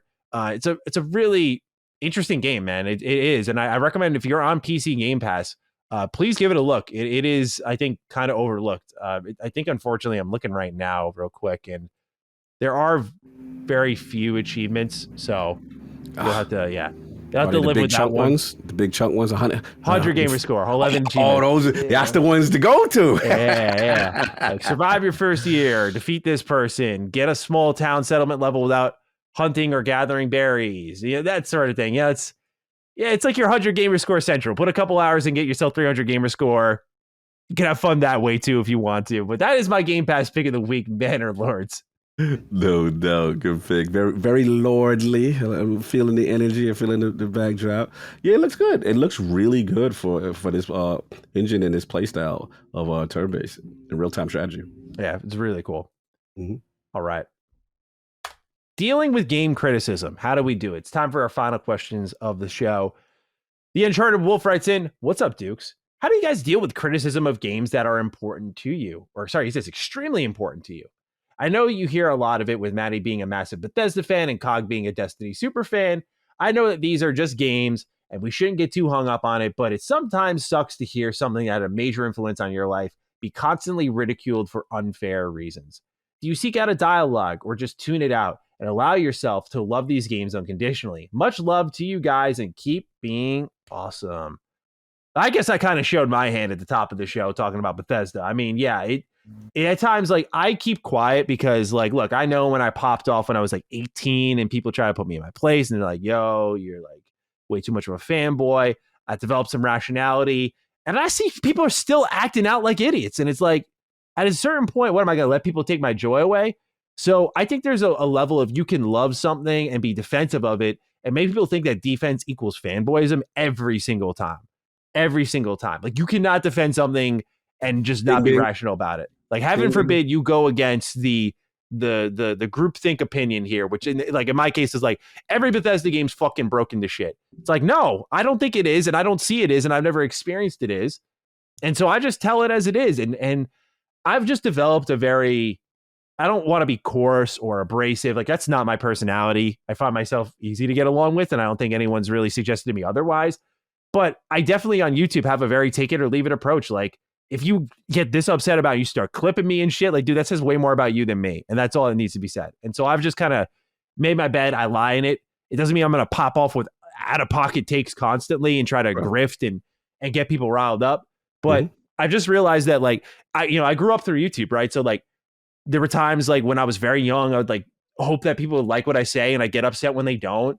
And then you just realize, even when you think you're doing well, people are still going to hate you. When you're doing well, people are still going to hate you. Like, it's just going to happen. People are still going to, I know you're asking about, like, criticizing games and, like, how you respond to it. But since my angle comes from the public light, it's like, I say my piece. I know people are going to hate me one way or another, no matter what I do. Maybe less people hate me that day. And I kind of just leave it as it is at that point. It's like, if they don't agree, that's okay. Like, I try to lead by example of, like, I'll get all jokey and be like, screw you guys, you didn't buy Dead Space. Like, how dare you? But I hope people can read my emotions and know I like to play around, and I'm very sarcastic. That's all there is to it. So for me, as, like, a huge Bethesda fan, when I see them get ridiculed, it doesn't mean I got to jump in front of every bullet. It's like, I was there at Starfield's launch being like, yeah, you know what? Like, this is my least, like I said it right when my review dropped. Like, this is my least favorite Bethesda game for sure. In terms of, like, their IP umbrella. Like, I like Elder Scrolls more. No doubt I like Fallout the most. but it can turn into something special. And it's like, at the same time, I still really like Starfield. I love it. Like I want to play more of it. I'm excited for the new update. So I feel like we'd live in a black and white world where it's like, you gotta be on one side of the fence or the other. There's like one extreme or the other. It's like, I don't, like COG doesn't either. We just don't play by those rules. It's like the more you play by those rules, the more you're encouraged to think and behave like that. And you develop an audience that's like that. It's like, look, yeah, I'm not going to be easy to read because I'm not this one note dude who's just got this like, yeah, this is the thing to be outraged about. Cool. Got it. All right. I'm going to go make my video now. Oh, you guys love this? Okay, sick. I'm a fucking soulless sack of shit. I'm just going to go make this now. Like, I see way too many YouTubers do that. It's easier and easier to read. And I don't know, man. It doesn't make me comfortable. So even if people end up hating me more, I'd rather just be honest about how I'm feeling about a game or the conversation around it. And if that means you like me more, I mean, cool, great, because I'm being true to myself and you like me for me. And that's a great feeling. So that's where I stand at COG. For you, you have these games you love, like Destiny, which is always in a bit of a precarious position. How do you deal with it, right? Or any other games that you love? Tekken, XCOM. These games get beat up or Left 4 Dead. How do we deal with this stuff? I think for me, the main thing is I can't allow people to take my joy. Yeah. Like if I truly love something, that's one good. I think that's part of me being a fan of the underdog. Sometimes helps me out because if you're a fan of something and you love it regardless, there's really few things people could take away from you. And I think what happens is a lot of times it shows me the insecurity in people that they're so upset about something I enjoy. Because my thing is this: if you truly enjoy if you enjoy what you're enjoying, and I'm enjoying what I'm enjoying, we really can't get each other off our squares, right? Nothing should happen. Now, it's one thing to be playful with your homie here and there, you know what I'm saying? That's different. But I do feel that there are insecurities of people. I can't believe you like that. You know what I'm saying? Or like you just post up a picture like, hey, I did something in a game, or, whether it be, again, a Destiny or a Starfield, whatever, any game that, may have got some controversy at some time that some people don't like. But again, it's just more of a reflection of you that you feel the need, that person feels the need to try to bring someone else down for their love of something. So that's the first thing. And then generally, like, I'm just having too much fun doing what I'm doing. Like, I'm just like, there's nothing. I'm like, bro, you just miserable. I'm having a ball over there. Like, the club is lit over here. I don't care what you say. And I think what it is, man, is the last point. A lot of people don't have the mental toughness to stand on something that is perceived unpopular by the populace. Oh, dude. I mean, yeah, you and I are in the content creation space. I see that shit every day. I won't name names because I'm not that breed, but there are people I see all the time that are just trying to be someone they're clearly not because that's what pays the bills. And I feel bad because like, I get it. It's tough. It's tough, but like, I think people will mistake you and I as like super fucking arrogant at times because we're not afraid to just be like, this is how we are. Like, this is how it is. Like, take it or leave it. I think it gets mistaken for arrogance when it's like a level of confidence of like, in just joining the hobby and just our take. And if you disagree, like, I don't think you and I have ever shown a moment where we're like, fuck you, that's a dumbass take. I'll talk about games like Wrath of the Mutants. Like, I'm not going to give professionalism to that game. But like, I think we've never shown that we're not willing to have like the audience disagree. Like Alex wrote in earlier, 9 thumbs up. Like, we'd love to see the disagreements because we think as creators, like, it's way more interesting for you to hear us like have the back and forth with you than us just spout another take out. So I think some people can sometimes think of us as a bit arrogant for that, but I hope they see the fine line between that and just like, look, like there was a stage like when Starfield was coming out, we were getting fucking battered weekly, dude. It was pretty bad. And I was like, that was a test of mental toughness. I was like, dude, I'm about to lose my shit. Like, these people are insufferable. And it really got me to disconnect from social media. And, I haven't had that moment until recently. I talked about when I was on my walk and I just smiled and I was just kind of enjoying my life. It sounds corny as fuck, but it was like, I was like, oh yeah, this is kind of what it's all about. Like, I'm really enjoying gaming. I'm enjoying what I'm doing. Like, this is awesome. Right. Yes. And so you can't, as you said so well, you just can't let people take away your joy. So I guess to Uncharted Wolf, it's just like, these things impact us. It's a piece of art. It's going to hit us all differently. And people who don't like things are more than welcome to have that take, but don't let it ruin things for you. It's obviously a great feeling, like as a Fallout fan, seeing people love the Fallout show. Like, I have no work ever done in the Fallout franchise, but there's a sense of a good feeling. I mean, like, yeah, like it's awesome to see the thing I love, people are loving. But look, I was also there on Uncharted Wolf 76, the thing I love, I didn't like, and everyone else didn't like. I didn't like it so much that most of the comments on my initial review were like, you know it's bad when Maddie doesn't like it. I'm like, thanks, guys. I appreciate the fucking vote of confidence. You know, so like, you know, don't let people ruin your fun, man. If you love these games and they're getting critiqued, like that's gonna happen one way or another. There's always gonna be like that dude who's making a video essay on your favorite game, telling you he's full of hot air, how much like it's not that great. But dude, like you just enjoy for you. Like that's at the end of the day what matters. That's what art is about. It's the experience you take away from it. And let me add on. The key point too is this is why I love the Realm of the Dukes. Because one thing I love is that they know are in the corner what I consider loves that don't sometimes get, like I think of like the Danganronpas, the Midnight Suns, and like there's certain games that people associate with us because we represent, we champion, we like, yo, this is my joy. I don't care about what the Metacritic said. This is my joy. And what I like, this is to me, the evolution, the level up for the community is when people who don't play those, don't like them, sit there, hey, yo, Matt, I just want to let you know, yo, the new Danganronpa, yo, Matt, here comes the Ronin is making it because they know you love it. It may not even be their thing, but they know you love it. And they like, yo, we got to ride for it. It's the same thing with me. There'll be games that my people, sometimes I'm like, it's not me. That's not my type. You know, I'm not the Souls guy. But when I see, okay, yo, Elden Ring's DLC coming out, community about to get crazy. I'm happy for y'all. Y'all about to do y'all thing. And there's certain people that I saw that with Tekken. They're like, bro, I never played a Tekken game in my life. But because of your passion, that's the level up. It can't be, I see what he's doing, I don't like it, I'm just going to hate on him just because I don't like him. Or let's be honest, the elephant in the room, they still talking about Xbox? What the hell? Why are they doing that? Why does it bother you that this is my preferred platform? You know what I'm saying? That's just, again, we got to level up. That's what it is. It's one thing to joke and to tease and ha ha ha. But it's another thing to be a consistent person whose life is miserable, hating on someone else's enjoyment of a thing. That's next level different and not healthy. So that's what I'm at with it. I completely agree. Yeah, it's just there's a fun factor to it that you just gotta embrace and remember why you're here in the first place. If you get away from that, then you've just lost the whole plot. And Cog's the one who really beat that into my head when he kept saying it. I was like, it's so true. It's just like, you think about like there was a time where like when like you found a game that someone else liked, that was it. Like, you know, it was a uniting thing. And now it's such a divisive thing to be like, oh, I like Xbox. And like I remember as a kid, dude, and maybe I was just like ignorant to it all, but like as a kid when I had like Xbox and that was it, and like my friends had PlayStation, I wasn't like fucking stupid. Like I was like they had Mega Man X Command Mission and Mega Man X8, and those are like my introductions to like Mega Man as I know it beyond Battle Network, which is on my Game Boy. And I was like, oh my God.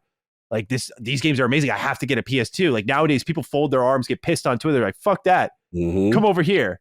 No, I don't want to sully myself with an Xbox or a PlayStation or a Switch. I'm like, dude, when I was a kid, I would just go where the games are. Like I got a Game Boy Advance. Oh, Sonic Advance. Like cool. I want to play Sonic on the go. Like that was it. Like return to that childlike mindset is what I tell people in the sense of like, the games.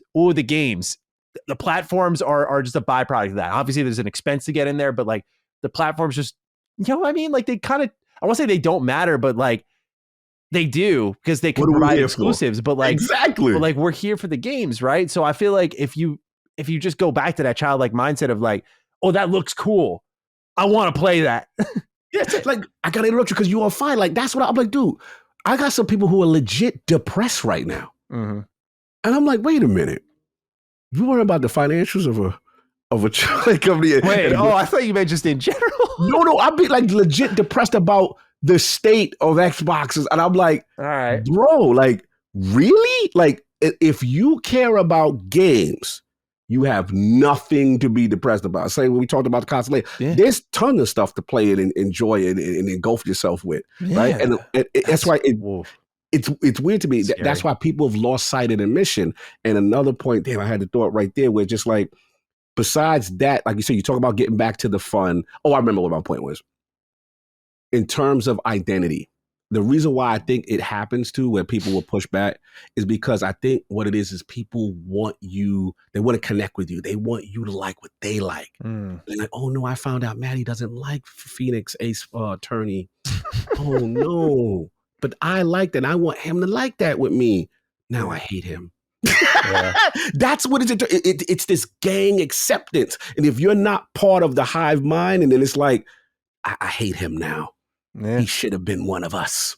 Yeah, He's bro. one of those Danganronpa guys.